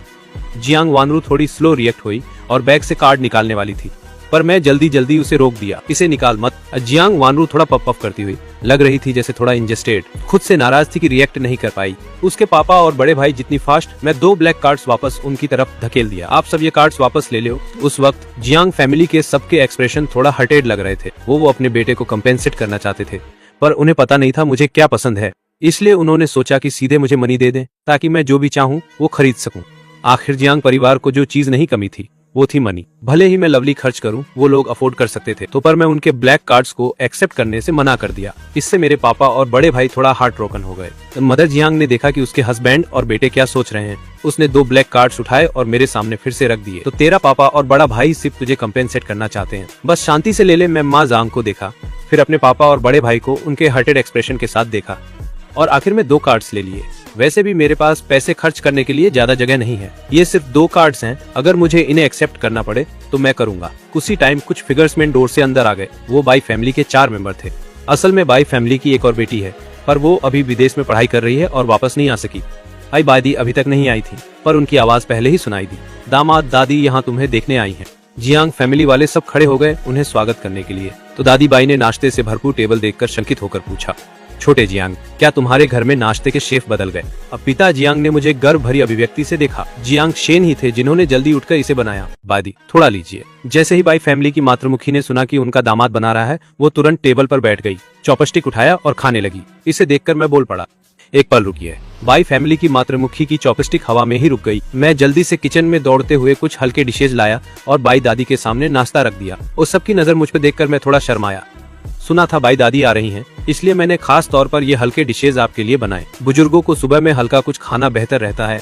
ये बाई और जियांग दोनों फैमिली वाले जानते थे कि बाई फैमिली की मातृमुखी को तीखा स्वाद पसंद है और हल्का टेस्ट वाला खाना सबसे ज्यादा नापसंद है। बाई लुओ यान बोलने ही वाली थी कि जब उसने कहा कि दादी बाई खुशी वो हल्के नाश्ते के डिशेज उठाकर खा रही हैं, तो बिल्कुल भी नापसंदगी या हिचकिचाहट का कोई इशारा नहीं दिखा। सबको थोड़ा हैरानी हुई। बाई परिवार की मातसत्ता मेरे तरफ मुस्कुराते हुए खा रही थी। मेरे दामाद अभी भी सबसे ज्यादा मेरी देखभाल करने वाला है। तो बाई दंपति एक दूसरे को बेबस नजरों से देख रहे थे। वे बाई परिवार की मातसत्ता की परवाह कैसे नहीं कर सकते? क्या उन्होंने पहले उसे हल्के खाने की सलाह नहीं दी थी? पर दादी बाई ने कभी सुना? मैंने बस इतना ही कहा और दादी बाई खुशी खा गई। सच में लोगों को अलग अलग लोग अलग तरह से ट्रीट करते हैं। फादर जियांग मुस्कुराए और बाई परिवार को बैठने के लिए आमंत्रित किया। असल में मैंने बाकी 3 लोगों के लिए भी अलग नाश्ता तैयार किया था। एक डिश मैं सीधे ले आया था कि बाई परिवार की एक झलक। तो जब मैं बाई लुओ यान को नाश्ता लाया तो अचानक मुझे कल रात की अजीब सी घटना याद आ गई। मेरे गाल तुरंत लाल हो गए, पर बाई लुओ यान ने जैसे कुछ नहीं हुआ हो वैसा ही व्यवहार किया। तो उसके सामने रखे नाश्ते और उस काली कॉफी की कप को देखते हुए उसकी गहरी आंखों में एक छोटी चमक दिखी। धन्यवाद। उसकी साफ और प्यारी आवाज मेरे कान में गूंजी। मेरा दिल धड़कन छोड़ गया। कोई बात नहीं, उस सबने हमारे बीच की बातचीत, वो एक्सचेंज और समझदार नजर देखी। डाइनिंग टेबल पर दोनों परिवार खुशी खुशी और सामंजस्यपूर्ण थे। चित्त बहुत ही सुखद थी। मैं उतनी आउटगोइंग इंसान नहीं हूँ, इसलिए बस साइड में चुपचाप सुन रही थी। अचानक मेरे बगल से एक साफ आवाज आई, बाहर वॉक पर चलना है क्या? जैसे ही मैंने ऊपर देखा, बाई लोयान पहले से ही मेरे बगल में खड़ी थी, तो वो बस मुझे चुपचाप देख रही थी। ये सुनकर झांग मम्मी और बाई मम्मी हमें देखकर मुस्कुराने लगी। दोनों मम्मी को ऐसा बोलते देख लगा कि वॉक पर जाना अच्छा रहेगा, तो मुझे फील हुआ कि अगर अभी बाई ने लोयान के ऑफर को मना किया तो ये ठीक नहीं होगा। इसलिए मैं उठी और उसके पीछे लिविंग रूम से बाहर निकल गई। मम्मी जियांग और मम्मी बाई ने उन दोनों को देखा और एक साथ सेटिस्फेक्शन वाली स्माइल दी। तो मम्मी बाई धीरे से हंसी। लगता है दोनों बच्चों को एक दूसरे से कोई प्रॉब्लम नहीं है। मम्मी जियांग के चेहरे पे भी काफी एक्साइटमेंट दिख रहा था। अगर उनकी सच में बॉन्डिंग हो गई तो कितना बढ़िया होगा। आंगन में मैंने उन सलीके से सजाए हुए फ्लावर बेड्स को देखा और मुझे लगा कि ऐसे माहौल में वॉक करने से मेरा मूड काफी फ्रेश हो गया है। तो बाई लोयान ज्यादा कुछ नहीं बोली। जियांग फैमिली के आंगन के कंकड़ वाले रास्ते पर उसके साथ चलते हुए मुझे लगा ऐसे बिना कुछ बोले बस चलना थोड़ा अजीब है। तो मैं सोचने लगी कि क्या टॉपिक छेड़ूं। ऊपर हम उतने क्लोज नहीं थे और मुझे समझ नहीं आ रहा था कि उससे क्या बात करूं। बाई लोयान बोली। जियांग शेन इतने पर्सनल तरीके से पुकारना मुझे थोड़ा अजीब लगा, पर बाई लोयान बहुत कैजुअल लग रही थी। उसने हल्के से अपने लाल होंठ खोले। तुम्हें पता है ना कि हमारी फैमिली से दोस्त रही हैं। मैंने सिर हिलाया, हाँ मुझे पता है। तभी मैं इन्हें बाई लोयान को कहते सुना, तो क्या तुम्हें पता है कि तुम्हारे पैदा होते ही मेरी तुमसे बचपन की सगाई तय हो गई थी? मैंने शौक में अपना सिर बाई लोयान की तरफ घुमाया और ब्लैंक होकर अपनी पलकें झपकाई। तो एक पल के लिए तो मैं सच में रिएक्ट ही नहीं कर पाई। मुझे इस बारे में वाकई कुछ नहीं पता था। न मेरे पेरेंट्स ने और न ही मेरे बड़े भाई बहन ने कभी मुझे ये बताया था। शायद उन्हें बस अभी तक मुझे ये बताने का टाइम ही नहीं मिला था। पर कल दादी बाई का एटीट्यूड देखकर और जिस तरह वो मुझे बार बार पोता दामाद बुला रही थी, मैंने थोड़ा बहुत गेस तो कर ही लिया था। अब बात बस यह है कि मैं पहले इस स्पेकुलेशन को इग्नोर कर रहा था, पर अब बाई लोयान ने इसे इतने फ्रैंकली सामने रख दिया है तो मुझे लगा कि अब मैं और ज्यादा डम बनने का नाटक नहीं कर सकता। अमीर फैमिलीज में बचपन की सगाई फिक्स करना बहुत नॉर्मल बात है। तो दोनों फैमिलीज के बड़े एक दूसरे को जानते हैं और उनका रिश्ता बहुत क्लोज है, तो वो चाहते हैं कि उनके बच्चे और भी करीब आ जाएं। ये भी एक बहुत ही नॉर्मल सोच है। बाई लोयान रुकी, अपना सिर घुमाया और मेरी तरफ थोड़ी झुकी। मेरे चेहरे के एकदम पास आकर उसके होने कोने थोड़े से ऊपर उठे। तो तुम्हारे क्या थॉट्स हैं? बाई लोयान की सडन क्लोजनेस ने मुझे थोड़ा फ्लस्टर्ड कर दिया। तो मैं इंस्टिंक्टिवली पीछे हटना चाहती थी, पर मेरे पैर जैसे जम गए थे क्योंकि बाई लोयान मुझे ही घूर रही थी। थोड़ा शर्माते हुए मैंने ऑकवर्ड होकर अपनी नजरें हटा ली। मैंने अभी तक इस बारे में कुछ सोचा नहीं है। बाई लोयान सीधी खड़ी हो गई। उसकी टोन काफी रिलैक्स थी। उसने इसे पूरी तरह रिजेक्ट नहीं किया था। तो मैं हैरान रह गई। फिर मुझे अपने गाल थोड़े गर्म महसूस होने लगे कि मुझे लगा कि लोयान ने जो अभी कहा वो थोड़ा एम्बिगुअस था। ऊपर से लोयान की बातों से लोगों को ये गलतफहमी हो सकती है कि वो मुझे लाइक करती है। तो मैंने अपना मूड शांत करने की कोशिश की और ऊपर बाई लोयान की तरफ देखा। और तुम्हारा क्या? इस सगाई को लेकर तुम्हारे क्या थॉट्स हैं? कि मुझे नहीं लगता था कि मैं ऐसी टाइप की इंसान हूँ जो बाई लोयान को पहली नजर में अपना दीवाना बना लूं। जब दोनों तरफ के बड़ों ने ये सगाई फिक्स की थी तब उन्होंने बाई लोयान और मेरी ओपिनियन नहीं पूछी थी। बाई लोयान इस सगाई के सख्त खिलाफ हो। बाई लोयान ने ज्यादा देर तक नहीं सोचा। उसकी टोन अभी भी पहले की तरह ही जेंटल थी। तो मुझे इससे नफरत नहीं है, तो इसका मतलब तुम्हें ये पसंद है ना? कि मुझे महसूस हुआ कि मेरे दिल की धड़कनें थोड़ी तेज होने लगी हैं। हमारे आसपास की हवा भी बाई लोयान की पिछली बातों की वजह से पिंक बबल्स से भरी हुई लग रही थी। ऐसा फील हो रहा था जैसे बाई लोयान कह रही हो कि वो मुझे पसंद करती है। मैंने अपने धड़कते हुए दिल को शांत करने की कोशिश की। तो क्या तुम बड़ों की तय की हुई सगाई एक्सेप्ट करती हो? बाई लोयान ने मुझे देखा और अचानक मेरा हाथ खींचते हुए बोली, मैं तुम्हारे हाँ कहने का वेट कर सकती हूँ। और मैं एकदम गई और उसका चेहरा देखने लगी। बाई लोयान का वो बेहद खूबसूरत चेहरा। तो मैं बस उसे देखती ही रह गई और अनजाने में ही उसकी खूबसूरती में खो गई। बाई लोयान ने मेरा वो लव स्ट्रक चेहरा देखा और उसके होठों पर एक हल्की सी स्माइल आ गई। लगता है तुम मेरे इस चेहरे से काफी सेटिस्फाइड हो। जैसे ही मैं होश में आई मुझे लगा कि मुझे थोड़ा शांत होने की जरूरत है। तभी मुझे अचानक अपनी एक्स गर्लफ्रेंड की याद आ गई। काफी देर सोचने के बाद मैं धीरे से बोली, बाई लोयान एक बात है जो मुझे मैं ऑनेस्टली बतानी पड़ेगी। बाई लोयान को शायद पहले से ही पता था कि मैं क्या कहने वाली हूँ। उसके लाल होंठ थोड़े सिकुड़े। तुम मुझे अपने और अपनी एक्स गर्लफ्रेंड के बारे में बताना चाहती हो ना? फिर मैं हैरान रह गई। फिर मैंने ऑनेस्टी के साथ सिर हिला दिया। तो बाई लोयान ने सीधा मेरी आंखों में देखकर पूछा, तुम दोनों कितनी आगे तक गए? कि मैंने नहीं सोचा था कि बाई लोयान इतनी डायरेक्ट होगी। तो मैं कुछ सेकंड के लिए स्टंट रह गया। फिर ठीक हुआ। हम सिर्फ 1 साल डेट किए। हम हाथ पकड़ते और गले लगते पर कभी भी किस नहीं किया। वो और मैं पहले ही ब्रेक अप हो चुके हैं और सब कुछ पूरी तरह खत्म हो गया। मैं आगे कभी पीछे नहीं देखूंगा। ये सुनते ही बाई लोयान के होठों के कोने हल्के से ऊपर की ओर मुड़ गए। लग रहा था कि वो बहुत ही गुड मूड में है। उसने हाथ बढ़ाया और धीरे धीरे अपना हाथ मेरे कंधे पर रख दिया। उसकी आवाज लाइट लेकिन बहुत ही जेंटल थी। क्या मैं तुम्हें किस करूं? मैं सोच रहा था कि शायद ये ऑडिटरी हेलुसिनेशन है। तुमने अभी क्या कहा? बाई लोयान ने धीरज से दोहराया। तो क्या मैं तुम्हें किस करूं? मैं उसकी ओर घूरा स्टंट। तो मेरे दिमाग में पूरी तरह गड़बड़ी थी। मुझे वहाँ फ्रीज खड़ा देखकर उसने सिर थोड़ा ऊपर किया और मेरे करीब आई कि मैं देख रहा था कि उसका चेहरा धीरे धीरे पास आता जा रहा है। मैं नर्वस होकर गला घूंट रहा था तो बाई लुयान मेरे से 5 सेंटीमीटर दूर रुक गई और धीरे धीरे हंसी। जियांग शेन, तुम्हें अब आंखें बंद करनी चाहिए। मैं आज्ञाकारी होकर सुनते हुए आंखें बंद कर ली। मेरी दृष्टि नहीं रही, मेरी बाकी इंद्रियां तेज हो गईं। मैं साफ साफ महसूस कर सकता था एक प्योरिच फ्रेग्रेंस जो मेरी नाक के पास से गुजर रही थी। वो बाई लुयान की खुशबू थी, जैसे बाई लुयान और नजदीक आती जा रही थी। मैं थोड़ा टाइट हो गया और हल्के से भौहें सिकोड़ ली। लो बाई यान ने मेरी छोटी हरकत देखी और अंदर से एक हल्की आली, उसके गरम कोमल होठों ने मेरे गाल पर एक चुंबन लगाया। तो गाल पर चुंबन मिलते ही मैं हैरानी से आंखें खोल दिया। बाई लुयान ने धीरे धीरे मुस्कुराया। तो मैं तुम्हें जल्दी से डराना नहीं चाहता था। ऐसा कहकर उसने मेरे कंधे से हाथ हटाया और हमारे बीच की अनिश्चित दूरी बढ़ा दी। मैंने तुरंत ही महसूस किया कि खुशबू काफी कम हो गई। मैं किसी कारण से मैं थोड़ा डिसअपॉइंटेड महसूस कर रहा था। बाई लुयान ने मिस नहीं किया तो मेरी आंखों में झलकती हुई डिसअपॉइंटेड लुक को देख उसने चुपचाप अपना एक्सप्रेशन सेट किया। चलो मैं तुम्हें थोड़ा बहुत दिखा दूंगा। न मैं और न बाई लुयान ने इसका जिक्र किया। अभी अभी आंगन में हुआ वो चुम्बन। थोड़ी देर और चलने के बाद मैं अपनी दिवंगत दादी के बारे में फिर से सोचने से खुद को रोक नहीं पाया कि बाई लुयान ने देखा था कि मेरा मूड थोड़ा गिर गया है, इसलिए उसने स्वाभाविक रूप से विषय बदल दिया। एक ऐसी जगह जो दादी जियान के लिए बहुत बढ़िया फेंग सुई वाली हो। एक शुभ दिन है, क्या तुम उसे उसकी फाइनल जर्नी पर विदा करना चाहते हो? मैंने जल्दी जल्दी सिर हिलाया। मैंने अपनी दादी की राख को हजारों मील दूर जिंगचेंग ले आया और यहाँ ही उसे आराम देने का फैसला किया। बिल्कुल, मुझे उसकी फाइनल जर्नी पर विदा करना ही पड़ेगा। कि मैं थोड़ा हैरान था कि दफन की जगह ढूंढने का टास्क बाई लुयान को मिल गया। ओलियांग, विंक, पिछले कुछ दिनों से तू बहुत बिजी रहा। तो मेरी समझ में जितने अमीर लोग होते हैं उतने ही बिजी होते हैं। इतनी बड़ी कंपनी संभालने के लिए इतने सारे बिजनेस, हर दिन तो पूरी तरह स्वयं होते होंगे। तो पर अभी देखूं तो बाई लुयान बिल भी बड़ी कंपनी की सीईओ जैसी नहीं लग रही। बाई लुयान ने भी जानबूझकर अपने वर्क डिटेल्स समझाए। कोई बात नहीं, मैं ही बॉस हूँ तो मैं थोड़ा लेजी भी हो सकता हूँ। मैं बाई लुयान को हैरानी से देख रहा था। पहले मैं सोचता था कि वो कोल्ड है, पर मैं नहीं सोचता था कि उसे मजाक करना आता है। मैं अभी शॉवर खत्म करके बाथरूम से बाहर आया, तभी दरवाजे पर खटखट हुई। मैं खोलने गया और देखा कि मेरी माँ वहाँ खड़ी है। अंदर आओ ना। माँ अंदर आई, मुझे सोफा पर अपनी बगल में बैठा दिया और मेरा हाथ थाम लिया। मेरे प्यारे बेटे, घर आने के बाद क्या कोई चीज है जो तुझे अभी तक अजीब लग रही है? अगर कुछ है तो जरूर मुझे बता देना। मैं सिर हिलाया। ऐसी कोई चीज नहीं है जो मुझे अजीब लगे। वो खाना बढ़िया है और रहने की कंडीशन भी शानदार है। तो कुछ देर बात करने के बाद माँ आखिरकार इस बातचीत का मेन पर्पस बताने लगी। अजियन, असल में जब तू पैदा हुआ था, तेरी दादी और पड़ोसी वाली दादी ने तेरे और लुयान की सगाई तय कर दी थी। पहले हम डरते थे कि तू तुरंत इसे अप्रूव नहीं कर पाएगा, इसलिए हम नहीं बताए थे। पर मैं देख रहा हूँ कि तू और वो लड़की एकदम चिल हैं, तो मेरे गाल थोड़ा लाल हो गए। पर दिल में हमेशा एक सवाल रहा है, क्यों मेरे बड़े भाई की सगाई नहीं हुई? वो मेरे से पहले आया था। माँ जियांग हंसी। असल में शुरू में दोनों परिवारों के बुजुर्गों यान और जियांग यांग की सगाई तय करना चाहते थे, पर दोनों एक दूसरे को पसंद नहीं करते थे। तो वो टाइम में बस ऐसा हुआ कि मेरे साथ प्रेग्नेंट थी, तो तेरे लुयान की सगाई तय कर दी गई। और अब भी तू और लुयान साथ रहेंगे या नहीं, ये दोनों की इच्छा पर डिपेंड करता है। तो जियांग शेन, तेरे क्या थॉट्स हैं?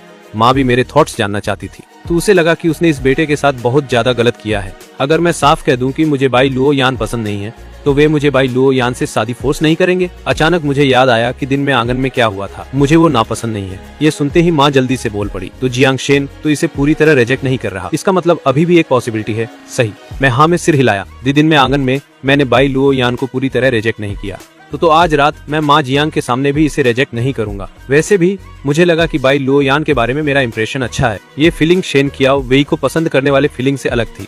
ये काफी नेचुरल लग रहा था। बस बात यह है कि मेरा अभी अभी शेन चियाओ वेई से ब्रेकअप हुआ है। हालांकि अब मुझे उससे कोई उम्मीद नहीं बची। मेरा दिल अभी पूरी तरह से खाली नहीं हुआ है। अभी बाई लुयान के साथ रिलेशनशिप में आना उसके साथ अनफेयर होगा। मम्मी, फिलहाल मेरा किसी रिलेशनशिप में आने का कोई इरादा नहीं है। मम्मी हैरान रह गई। फिर उन्होंने मुझे एक कंफ्यूज्ड एक्सप्रेशन के साथ देखा। जियांग शेन, मैं देख सकती हूँ कि तुम्हें बाई लुयान काफी पसंद है। मैं एक पल के लिए हिचकिचाया, पर फिर भी मैंने अपनी और शेन चियाओ वेई की पूरी कहानी सुना दी। जब मम्मी को पता चला कि शेन चियाओ वेई ने क्या किया था, वो इतनी शॉक थी कि काफी देर तक कुछ बोल ही नहीं पाई। और फिर उन्होंने मुझे बहुत दुख के साथ गले लगा लिया। काश हम तुम्हें कुछ दिन पहले ढूंढ पाते, तो तुम्हें इतने बुरे एक्सपीरियंस से नहीं गुजरना पड़ता। तो मेरे बेचारे बेटे, तुम्हारे साथ बहुत गलत हुआ है। उसके मम्मी ने मुझसे थोड़ी देर और बात की और फिर अपने कमरे में चली गई। अगले दिन मैं फिर से सुबह जल्दी उठ गया। तो आज मेरा लुयान के साथ दादी की अस्थियों को सिमेट्री ले जाने का प्लान था, इसलिए मैं जानबूझकर बहुत जल्दी उठ गया। तो मुझे पक्का नहीं पता था कि बाई लुयान कब आएगी, इसलिए मैं बस लिविंग रूम में वेट करने लगा। मैंने पहले लुयान को कांटेक्ट करने का सोचा था, पर फिर मुझे याद आया कि मैंने अपना पुराना फोन और सिम कार्ड बीजिंग एयरपोर्ट के कचरे के डिब्बे में सोचा था। मैंने अभी तक नया फोन और सिम कार्ड नहीं खरीदा था। तभी सोचूं कि पिछले 2 दिनों से इतनी शांति क्यों लग रही थी। तो बाई लुयान भी काफी जल्दी पहुंच गई। तो उसके पास एक बैग था। उस बैग को देखकर मैं थोड़ा कंफ्यूज्ड हो गया कि फिर मैंने देखा कि बाई लुयान ने बैग सीधा मेरे सामने कर दिया। मैंने अपनी तरफ इशारा किया मेरे लिए। बाई लुयान ने स्माइल दी और सिर हिलाया। तो हाँ, तुम्हारे लिए एक गिफ्ट है, जल्दी इसे ओपन करो, देखो तुम्हें पसंद आता है या नहीं। मैंने क्यूरियोसिटी के साथ बैग से एक बॉक्स निकाला। बॉक्स के अंदर फोन का लेटेस्ट मॉडल था। वो बाई लुयान ने एक नया सिम कार्ड भी रेडी रखा था। मेरे लिए भी। मैंने सरप्राइज होकर फोन की तरफ देखा। अभी मैं नया फोन खरीदने के बारे में सोच ही रहा था तो और पता चला कि बाई लुयान ने पहले ही मेरे लिए एक खरीद लिया था। मैंने अपने हाथ में लेटेस्ट मॉडल फोन को चेक किया। चेहरे पे स्माइल थी। हाँ, मुझे यह पसंद आया। तो मैं बस एक नया फोन खरीदने ही वाला था। तो ये कहने के बाद मैंने नया फोन अपनी पॉकेट में रखा और अपनी दादी की अस्थियों के कलश और बाई लुयान के साथ निकल गया। इस टाइम झांग फैमिली के चारों मेंबर्स सो रहे थे। तो मैंने बटलर को इन्फॉर्म किया कि मैं और बाई लुयान बाहर जा रहे हैं और उससे कहा कि पेरेंट्स के जागने पर उन्हें बता दे कि मैं कहाँ गया हूँ। तो मुझे बाई लुयान के साथ देखकर बटलर को काफी रिलीफ मिला। अपने यंग मास्टर को जाते हुए देखकर लिंगशान सिमेट्री कार सिमेट्री के गेट पर आराम से रुकी। तो मैं कलश पकड़े हुए कार से बाहर निकला और बाई लुयान मेरे साथ चल रही थी। हम स्टाफ के पीछे पीछे बरियल प्लॉट तक गए। स्टाफ ने कलश को ग्रेव के अंदर रखने में हेल्प की। बाई लुयान और मैं साइड में खड़े होकर चुपचाप देखते रहे। मेरी आंखें थोड़ी लाल हो गई थी पर मैं रोया नहीं। दादी नहीं चाहती होंगी कि मैं हर वक्त रोता रहूं। मैंने उनकी ग्रेव के सामने थोड़ी देर बात की, फिर बाई लुयान के साथ निकल गया। सेमेट्री में दादी की अस्थियां रखने के बाद मुझे लगा जैसे मेरे मन का बोझ पूरी तरह सेटल हो गया है। तो बस बात ये थी कि मैं अभी अभी बाई यान के साथ जियांग घर वापस आया था और तभी भाई और मम्मी मुझे फिर से बाहर ले जाने लगे और बाई लुयान, जिसे अभी जाने का मौका नहीं मिला था, उसे हमारे साथ ड्राइवर बनाकर ड्रॉप कर लिया गया। तो मैंने पीछे की सीट पर बैठे उन दोनों को देखने के लिए सिर घुमाया और पूछा, मम्मी भाई हम कहाँ जा रहे हैं? तो मम्मी मुस्कुराई और बोली, मुझे बस ये लग रहा है कि तुम बहुत दुबले हो गए हो, इसलिए मैंने सोचा कि तुम्हारा फुल फिजिकल चेकअप करवा लूं ताकि तुम्हारी बॉडी थोड़ी बन सके। अभी तुम्हारी हेल्थ से ज्यादा इम्पोर्टेंट और कुछ नहीं है। तो उनकी टोन ऐसी थी कि मैं मना ही नहीं कर सकता था। यहाँ तक कि गाड़ी चला रहे बाई लुयान ने भी एग्री करते हुए सिर हिलाया। मैं और कह ही क्या सकता था। वो धीरे से बोली, जियांग शेन आंटी जियांग भी तुम्हारी हेल्थ को लेकर काफी वरीड हैं। एक अच्छे बच्चे की तरह जाओ और अपना चेकअप करवा लो, सबको सुकून मिलेगा। क्या असबन में आप भी शामिल हैं? मेरा दिमाग अचानक कहीं भटक गया। मैंने बिना सोचे समझे ये सेंटेंस बोल दिया। कार का एटमॉस्फेयर एकदम से शांत हो गया। तो काफी देर बाद सिर्फ बाई लुयान का हल्का सा चकल सुनाई दिया, इसमें मैं भी शामिल हूँ। तो जियांग शेन अच्छे बच्चे बन के रहो। मैंने सुना बाई लुयान की टोन ऐसी थी जैसे वो किसी बच्चे को पैम्पर कर रही हो। तो मैंने ऐसा नहीं कहा कि मैं नहीं जा रहा, मेरा मना करने का कोई प्लान ही नहीं था। मेरे भाई ने एक आईब्रो उठाई और फिर ड्राइविंग करती हुई बाई लुयान की तरफ मुड़कर देखा। लुयान, सुना तुमने, मेरा छोटा भाई ये तुम्हारे लिए नहीं कर रहा। तो बाई लुयान थोड़ा हंसी और बोली, वो हम खैर, वो अगली बार भी ट्राई करता रहेगा। उन दोनों की इस नोक झोंक के बीच मेरे पास बस चुप रहने के अलावा कोई ऑप्शन नहीं था। वो मुझे जियांग फैमिली के प्राइवेट हॉस्पिटल ले गए। क्योंकि वो हमारी फैमिली का ही हॉस्पिटल था तो लाइन में वेट करने की कोई जरूरत ही नहीं थी। पहुँचते ही हमारा चेकअप शुरू हो सकता था।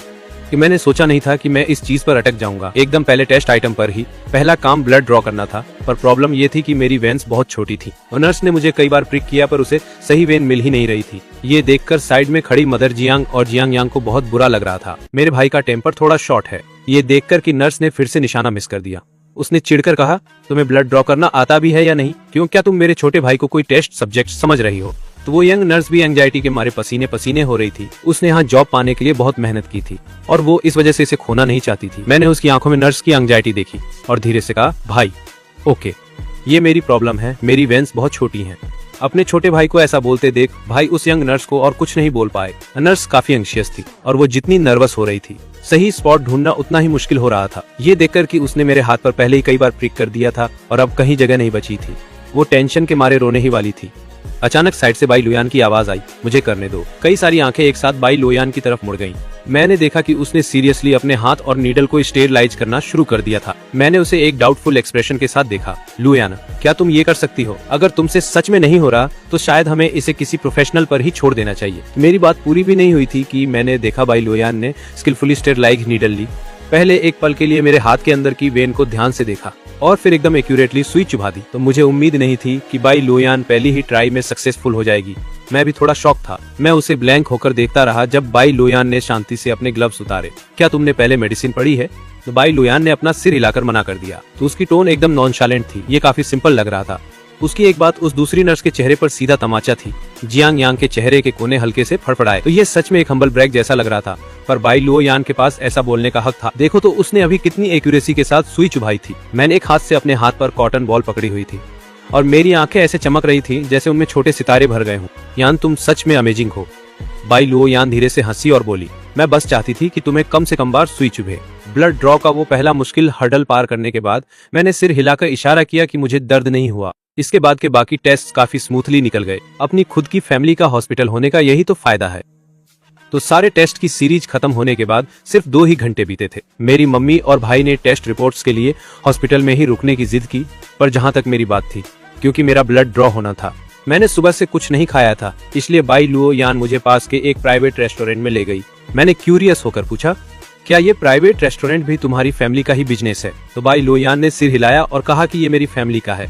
तो अच्छा, मुझे लगा कि मुझे ये फालतू का सवाल नहीं पूछना चाहिए था। वेटर लुओ यान को उनके रेगुलर प्राइवेट रूम की तरफ ले गया। जैसे ही हम बैठे, इससे पहले कि मैं मेन्यू भी देख पाती, बाई लुओ यान ने स्किलफुली कई डिशेस ऑर्डर कर दी। तो फिर मैं ये देखकर हैरान रह गई कि उनमें से कई मेरी फेवरेट डिशेस थी। ऑर्डर लेके बाद वेटर वहाँ से चला गया और मैंने अपना सिर घुमाया और बाई लुओ यान की तरफ देखा। तुम्हें कैसे पता चला कि मुझे ये सब डिशेस पसंद है? बाई लुओ यान ने ऐसे रिएक्ट किया जैसे ये कोई बड़ी बात ही नहीं है। अगर कोई सच में जानना चाहे तो उसे अपने आप पता चल ही जाता है। मैं काफी देर तक हैरान रह गई। तभी अचानक मेरे दिमाग में शेन किया वेई का ख्याल आया। मैं उसे 1 साल से जानती थी, मुझे उसकी सारी पसंद एकदम क्लियर पता थी, पर शेन किया वेई अक्सर भूल जाती थी कि मुझे क्या खाना पसंद है। तो कुछ बार तो शेन किया वेई मुझे बाहर खाने पर भी ले गई थी, तो वो हमेशा वही डिशेस ऑर्डर करती थी जो मुझे सबसे कम पसंद थी। तो उस वक्त मैंने इस बारे में कुछ नहीं सोचा और उल्टा शेन किया वेई के लिए बहाने बनाने लगी। अब मुझे लगा कि शायद उसका ध्यान नहीं रहता होगा, पर जब मैं उसकी तुलना बाई लुओ यान से करती हूँ तो मुझे फील होता है कि पहले शेन किया वेई के लिए मेरा प्यार वाला चश्मा सच में बहुत ज्यादा डार्क था। इस प्राइवेट रेस्टोरेंट में खाना बहुत जल्दी सर्व हो जाता है, तो मैंने ज्यादा वेट भी नहीं किया और वेटर ने हमारे ऑर्डर किए हुए डिशेस ला दिए। और जब हम खाना खा रहे थे तो बाई लुओ यान का फोन बजने लगा, तो उसने फोन निकाला, देखा और बहुत शांति से जवाब दिया, लुओ यान दीदी, मैंने सुना है कि आप बीजिंग से वापस आ गई हैं। आज रात फ्री हैं? चलिए कहीं बाहर चलते हैं। बाई ने मुझे खाते हुए देखा और कहा, मैं फ्री नहीं हूँ। आप किस चीज में बिजी हैं? मैं अपने फियांसे के साथ हूँ। तो बाई लुओ यान की बात सुनकर मैं इतनी डर गई कि मेरे मुंह का सारा सूप बाहर निकल गया।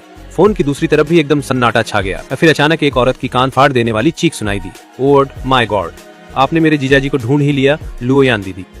क्या जीजाजी अभी आपके साथ ही हैं? अब मना करने की हिम्मत मत करना, मैंने उन्हें सुन लिया है। बाई लुओ यान ने शांति से मुझे एक टिश्यू पकड़ाया। मैंने उसे लिया और अपना मुंह साफ किया, पर मेरा ध्यान अभी भी बाई लुओ यान पर ही था। कुछ दिन पहले ही मैंने उन्हें ढूंढ लिया। लुओ यान दीदी फाइनली अब शादी कर रही हैं। जीजाजी को बाहर लाओ और हमसे मिलवाओ। तो हम सब उन्हें देखना चाहते हैं, उन्हें साथ में हैंग आउट करने के लिए लाओ। नहीं मतलब नहीं, ये बोलने के बाद बाई लुओ यान ने सामने वाले के जवाब का वेट भी नहीं किया, तो उसने बस फोन काट दिया। मैंने हाथ हिलाया और थोड़े शर्माते हुए बाई लुओ यान को देखा। बस अभी गलती से मेरा दम घुट गया था। मुझे पता है बाई लुओ यान को बात में हाँ मिलाते देख उल्टा मुझे ही समझ नहीं आया कि अब क्या बोलूं। अभी फोन पर जो थी, क्या वो तुम्हारी फ्रेंड थी? बचपन की दोस्त है वो तुम्हारी बहन की भी बचपन की दोस्त है। तो उन्होंने तुम्हें बाहर चलने के लिए कहा था, तो क्यों नहीं गई? बाई लुओ यान ने मेरी तरफ ऊपर देखा। उसकी आंखें बहुत जेंटल थीं। मैंने अभी तो कहा मुझे अपने फियांसे के साथ रहना है, तो मेरे गाल शर्म से लाल हो गए। बाई लुओ यान ने शांति से सिर हिलाया, मिमेक्सियन। फिर बस इसे मेरी तरफ से एक तरफा तुम्हारे साथ चिपकना समझ लो। मुझे लगा जैसे बाई लुओ यान मेरे सामने पूरी तरह पिघल गई है। क्या ये वही कोल्ड और नोबल औरत है जो कुछ दिन पहले पहली मीटिंग में मेबैक की पिछली सीट पर बैठी थी? तो खाने के बाद हम वापस प्राइवेट हॉस्पिटल लौट आए। मम्मी को मेरी फुल बॉडी चेकअप रिपोर्ट भी मिल गई थी। रिपोर्ट में सब कुछ नॉर्मल था, बस थोड़ी एनीमिया और मेलान्यूट्रिशन की प्रॉब्लम थी। उसके अलावा मेरी बॉडी थोड़ी वीक थी, पर कोई बड़ी बीमारी नहीं थी। और जब मम्मी ने टेस्ट के रिजल्ट्स देखे तो उनके दिल का सारा बोझ उतर गया। उन्होंने भाई को पास बुलाया और प्लान करने लगी कि कैसे एक न्यूट्रिशनिस्ट मेरी बॉडी बनाने में मदद करेगा। तो जब हम घर पहुंचे तब तक अंधेरा हो चुका था। दिन भर की थकान के बाद मैं सीधा बेड पर गिरी और अगली सुबह तक चैन की नींद सोई। फुल बॉडी चेक रिजल्ट्स मिलने के दूसरे दिन जियांग फैमिली के प्राइवेट न्यूट्रिशनिस्ट ने एक मील प्लान बनाकर मम्मी जियांग को भेज दिया। उसके साथ ही मेरी फिजिकल कंडीशन के हिसाब से एक वर्कआउट प्लान भी था। सही डाइट और एक्सरसाइज के साथ मुझे यकीन था कि मेरी बॉडी जल्दी रिकवर हो जाएगी। ये जानते हुए कि ये सब मेरी फैमिली का मेरे लिए प्यार है, मैंने मना नहीं किया। हर दिन मैं उस एक्सरसाइज और रेस्ट के शेड्यूल को सीरियसली फॉलो करने लगी। अपनी मॉर्निंग रन के पहले दिन मेरी मुलाकात बाई लुओ यान से हुई, जो खुद भी दौड़ने की तैयारी कर रही थी। मेन गेट पर मुझे देखकर बाई लुओ यान बिल्कुल भी हैरान नहीं लगी। चलो साथ चलते हैं। बाई लुओ यान के साथ साथ होने से मुझे फील हुआ कि मॉर्निंग रन आखिर उतनी भी मुश्किल नहीं थी। वो दौड़कर जैसे ही मैं घर के अंदर घुसा, मुझे लिविंग रूम से अपने भाई और बहन की बहस करने की आवाजें आई। तो वे दोनों इस बात पर लड़ रहे थे कि कल सुबह मेरे साथ रनिंग पर कौन जाएगा। तभी पास ही शांति से कॉफी पी रही मम्मी ने एक ही सेंटेंस में उनकी उम्मीदों पर पानी फेर दिया। तो अगर दोनों भी लुओ यान की तरह जल्दी जाग सको तो मुझे कोई ऐतराज नहीं है, ये सुनकर भाई और बहन ने एक दूसरे की तरफ देखा। उन्होंने चुपचाप अपना सिर झुका लिया। उनके चेहरों से लग रहा था जैसे सारी उम्मीदें खत्म हो गई हों। उन दोनों के अपने अपने करियर हैं। बस आजकल वे थोड़े फ्री थे क्योंकि मैं अभी अभी वापस आया था। तो बाद में जब वे काम पर वापस जाएंगे तो सुबह जल्दी उठना उनके लिए सच में टॉर्चर होगा। इसलिए वे सच में हर दिन जल्दी नहीं उठ सकते। अपने छोटे भाई के साथ दौड़ने की बात तो दूर, बस ये सोचकर कि उनका छोटा भाई कैसा होगा। रोज सुबह भाई यान के साथ प्यार से जॉगिंग करना, उनसे ये जलन बर्दाश्त नहीं हो रही थी। आखिर कौन रोज इतना काम करके भी जल्दी सोकर जल्दी उठ सकता है? बाई लुओ यान कर सकती है, जो बहुत देर रात तक काम करने के बाद भी सुबह उठकर कंसिस्टेंटली रनिंग पर जा सकती है। तो शॉर्ट में कहें तो जियांग भाई बहन बस यही कह सकते थे कि वे उसका मुकाबला नहीं कर सकते। वे बिल्कुल भी कंपेयर नहीं कर सकते थे। देखते ही देखते मुझे जियांग फैमिली में आए 1 महीना बीत चुका था। इस 1 महीने में मैंने जियांग फैमिली की लाइफ में खुद को ढाल लिया था। काफी बड़े थे। न्यूट्रिशनिस्ट का डिजाइन किया हुआ मेन्यू, प्रोफेशनल वर्कआउट प्लान और जियांग फैमिली के टॉनिक्स की वजह से मेरी बॉडी अब पहले से काफी हेल्दी दिखने लगी थी। डाइनिंग टेबल पर पापा ने अनाउंस किया कि अब मुझे ऑफिशियली सबसे इंट्रोड्यूस कराने का टाइम आ गया है। उनके सर्कल में हर कोई जानता था कि जियांग फैमिली का एक सबसे छोटा बेटा था, जो पैदा होने के कुछ ही समय बाद खो गया था। 20 साल से ज्यादा तक जियांग फैमिली ने बहुत पैसा और रिसोर्सेज खर्च किए, पर उन्हें अपना वो खोया हुआ बेटा नहीं मिला। अब जब मैं जियांग फैमिली को मिल गया था तो मेरे पेरेंट्स काफी समय से ये न्यूज पब्लिकली अनाउंस करना चाहते थे। मैंने सिर हिलाया। आप और मम्मी डिसाइड कर लो, मैं पूरी तरह कोऑपरेट करूंगा। ये सुनकर कि मैं पार्टी रखने के लिए एग्री हो गया हूँ, पूरी फैमिली बहुत खुश थी। तो उनकी आंखों में एक अलग ही एक्साइटमेंट और खुशी वाली चमक थी। पार्टी 7 दिन बाद शाम को अजुन हाओ होटल के बैंक्वेट हॉल में फिक्स हुई, जो शहर का सबसे लग्जरी होटल है। और मम्मी और दीदी एक्साइटमेंट में मुझे सूट चूज करने के लिए एक हाई एंड शॉपिंग मॉल ले गई। वहाँ हमारी मुलाकात मेरे हाई स्कूल क्लासमेट अकियान डोडुओस से हुई। क्या यहाँ के सूट जैसी चीजें तुम जैसे गरीब और फक्कड़ अफोर्ड कर सकते हैं? यहाँ का कोई भी रैंडम सूट कम से कम 1 लाख से ऊपर का आता है। तो महंगे वाले तो कई लाख और यहाँ तक कि 10 लाख तक के भी होते हैं। अगर तुमने इसे डैमेज कर दिया तो क्या तुम्हारी औकात है इसे पे करने की? तो मुझे डांटने के बाद भी कियान डोडू का मन नहीं भरा। उसकी नजर सेल्स पर्सन की तरफ मुड़ गई। तो जो आपका स्टोर कस्टमर्स चूज करता है, तो क्या आप पहले उन्हें स्क्रीन नहीं कर सकते? किसी भी ऐरे नत्थु खैरे को अंदर मत आने दिया करो। क्या होगा अगर इन्होंने यहाँ के कपड़े खराब कर दिए? क्या ये हर्जाना भर पाएगा? सेल्स पर्सन वहीं सन्न होकर खड़ा रह गया।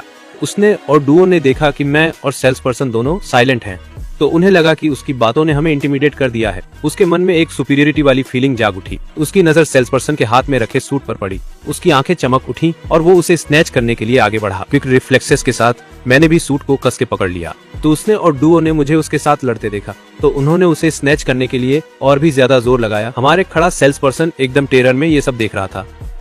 एक रिपिंग साउंड के साथ सूट बीच से बिल्कुल फट गया।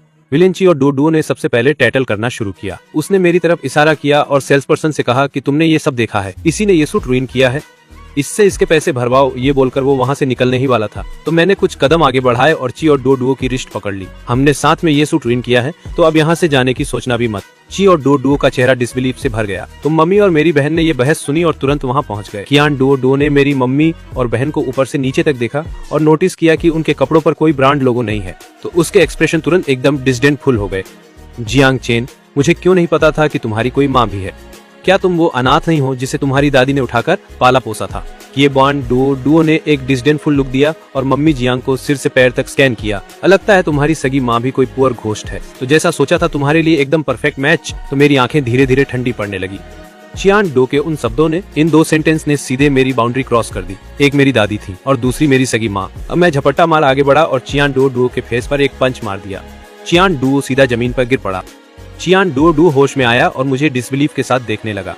जियांग चेन, तुम्हारी मुझे मारने की हिम्मत कैसे हुई? मैं उसके ऊपर चढ़ गया और पंच जड़ दिए। तो माँ और मेरी बहन मेरे बगल में स्टैंड रह गए। सिक्योरिटी के आने और हमें अलग करने के बाद फाइनली मुझे थोड़ा होश आया। माँ ने मुझे कंफर्ट किया और कहा कि कोई बात नहीं। मेरी बहन आगे बढ़ी और चियान डोडो को एक स्लैप मार दिया। क्या मेरा छोटा भाई कोई ऐसा वैसा है जिसे तुम हाथ लगाओ? चियान डोडो को पहले मैंने मारा था और अब मेरी बहन ने भी उसे मार दिया। तो वो पहले से ही गुस्से से भरा था। उसकी टोन नेचुरली रूड थी। तो क्या हुआ अगर मैंने उसे मारा?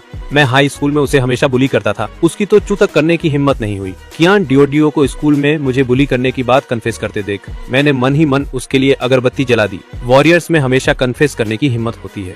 मम्मी और दीदी के एक्सप्रेशंस एकदम ठंडे पड़ गए। तो मेरी दीदी ने बचपन से ही सेल्फ डिफेंस सीखा था और वो आगे बढ़ी और हियन डियो को एक जोरदार किक मारी।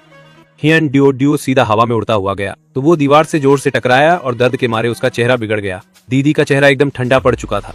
उनके आसपास का ऑरा ऐसा था कि कोई भी जम जाए। तो अब वो वैसी जेंटल और काइंड दीदी नहीं लग रही थी जैसी वो मेरे सामने रहती हैं। हम हमारे जियांग परिवार से पंगा लेना और इतने स्टूपिड होना कि पता भी न चले किसकी हिम्मत हुई जो मेरी यानी जियांग वानरू के छोटे भाई को बुली करे। कियान ड्योड्यो गाली देने ही वाला था, पर जियांग फैमिली और जियांग वानरू का नाम सुनते ही वो एकदम स्टंड रह गया। उसी पल ब्लैक सूट में कई बॉडीगार्ड्स अंदर आ गए। जियांग वानरू ने एक इंडिफरेंट एक्सप्रेशन के साथ जमीन पर पड़े कियान ड्योड्यो की तरफ इशारा किया, इसका मुंह बंद करो और इसे यहाँ से दफा करो। वो बॉडीगार्ड्स ने तुरंत एक्शन लिया और कियान ड्योड्यो का मुंह बंद कर दिया, तो उसकी स्ट्रगल्स को इग्नोर करते हुए वो उसे ले गए। दीदी ने एक लंबी सांस ली, अपना चेहरा घुमाया और उनके एक्सप्रेशंस फिर से एक प्यारी बहन जैसे हो गए। जेंटली बोली, मम्मी, छोटे भाई, मैं जरा कुछ टेक केयर करने जा रही हूँ, बोलकर वो निकल गई। चियान डोडो वाले इंसिडेंट के बाद मम्मी का शॉपिंग का मूड ही खत्म हो गया। वो मुझे जियांग फैमिली से एफिलिएटेड प्राइवेट हॉस्पिटल ले गई एक मैंडेटरी चेकअप के लिए। तो घर वापस आने पर पापा और भाई को जब ये पता चला तो वो बहुत ज्यादा गुस्सा हो गए। वो किसकी इतनी हिम्मत बढ़ गई, मेरे जियांग खानदान के बेटे को बुली करने की हिम्मत। तभी दीदी वापस आई और पापा के हाथ में एक फोल्डर थमा दिया। मेरा भाई भी क्या है देखने के लिए आगे झुका। बाप बेटे जितना उसे पढ़ रहे थे उनका गुस्सा उतना ही बढ़ता जा रहा था, तो उनकी आंखों में गुस्सा साफ दिख रहा था जो कंट्रोल के बाहर लग रहा था। तो दीदी के चेहरे पर थोड़ी गिल्ट साफ दिख रही थी। I am sorry. तो मैंने लोगों से तुम्हारे हाई स्कूल वाले मामले की इन्वेस्टिगेशन करवाई थी, तो उन्होंने अपनी बात पूरी नहीं की, पर मैं सब समझ गया था।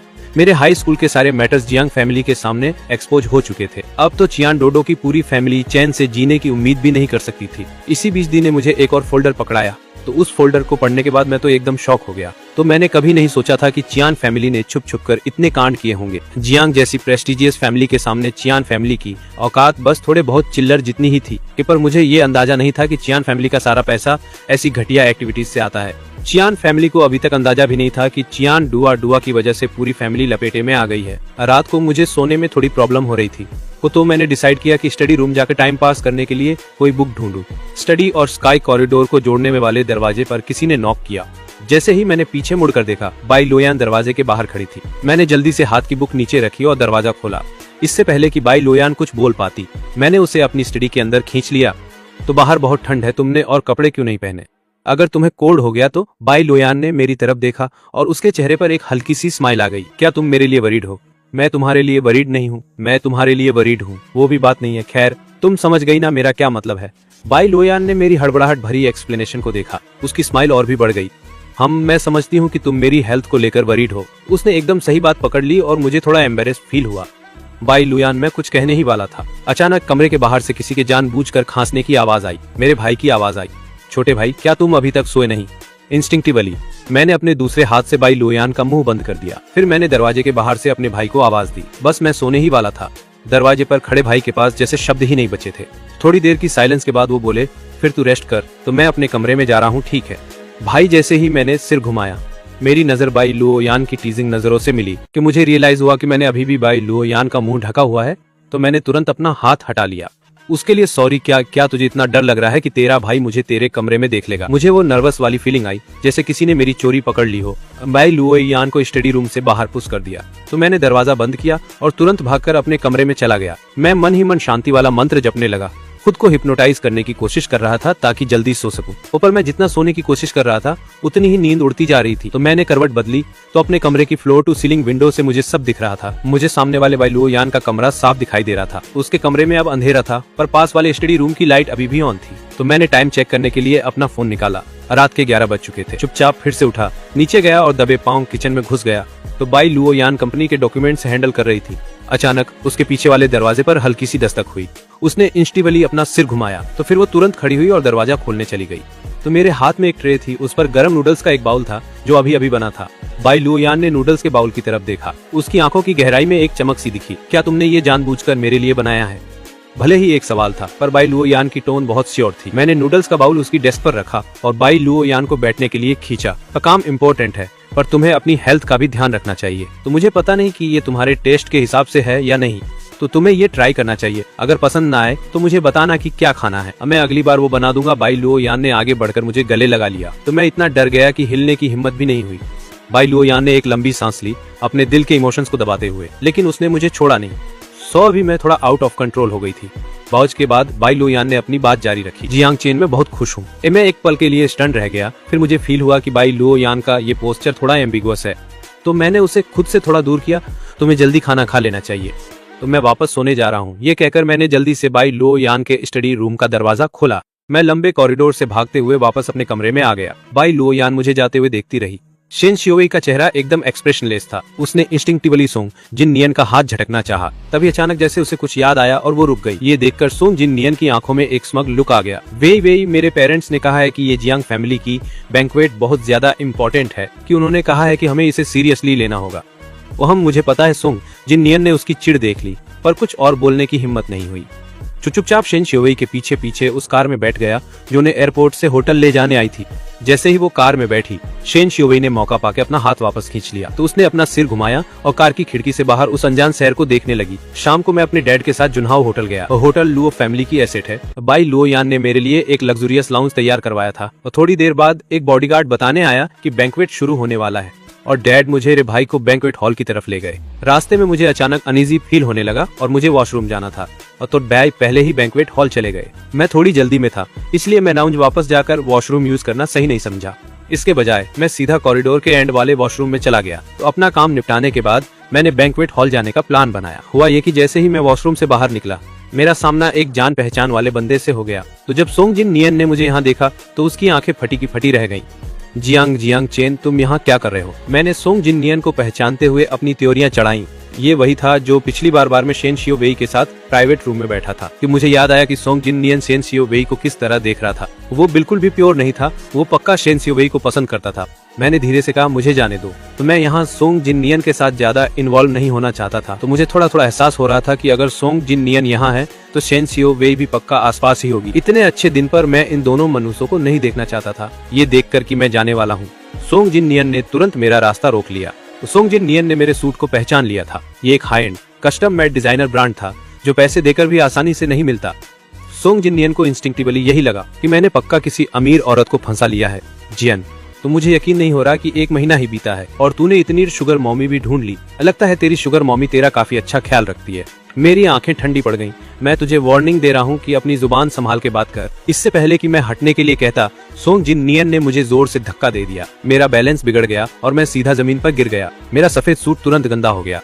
तो मैंने गुस्से में सोंग जिन नियन को घूरा, पर मैं नहीं चाहता था कि इस तरह के कचरे की वजह से आज का इवेंट खराब हो। मैंने सोंग जिन नियन के बगल से निकल जाने की कोशिश की, पर जैसे ही मैंने सिर उठाया, मेरा सामना शेन शियोवेई से हुआ जो पता नहीं कब वहाँ आ गई थी। शेन शियोवेई ने मेरी तरफ देखा। उसकी आंखों में ऐसी खुशी थी जिसे वो छिपा नहीं पा रही थी।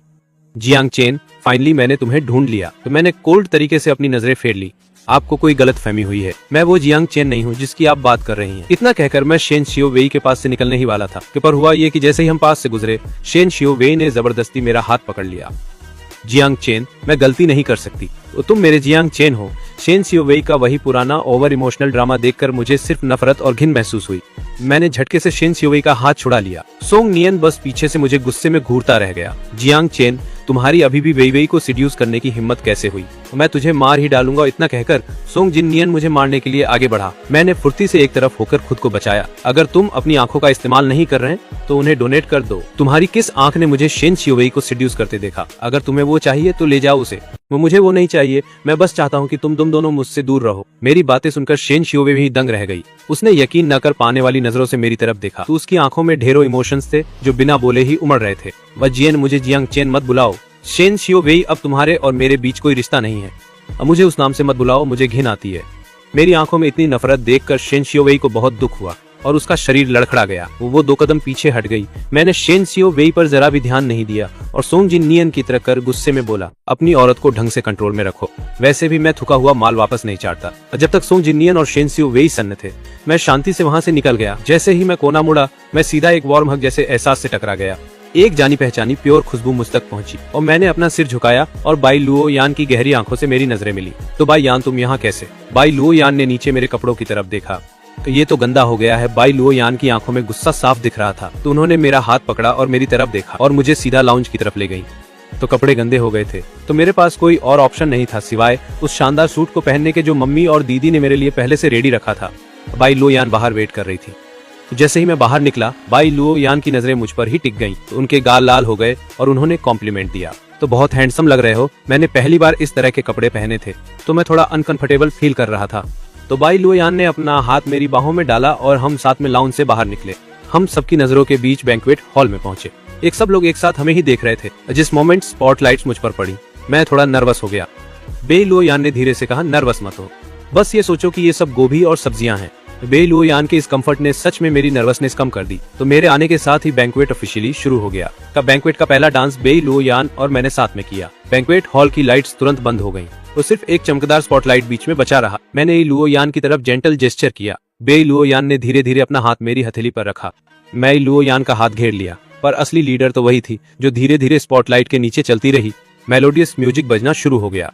बाई लुओयान जैसे पहले कई बार प्रैक्टिस कर चुकी हो, धीरे से अपना हाथ मेरे कंधे पर रखा। मेरा हाथ बाई यान की पतली कमर पे लपेट गया। तो मैं अभी भी दंग था, पर बाई लुओयान ने पहले ही मुझे डांस में ले लिया था। मैं जल्दी से बाई लुओयान की रिदम के साथ सिंक हो गया।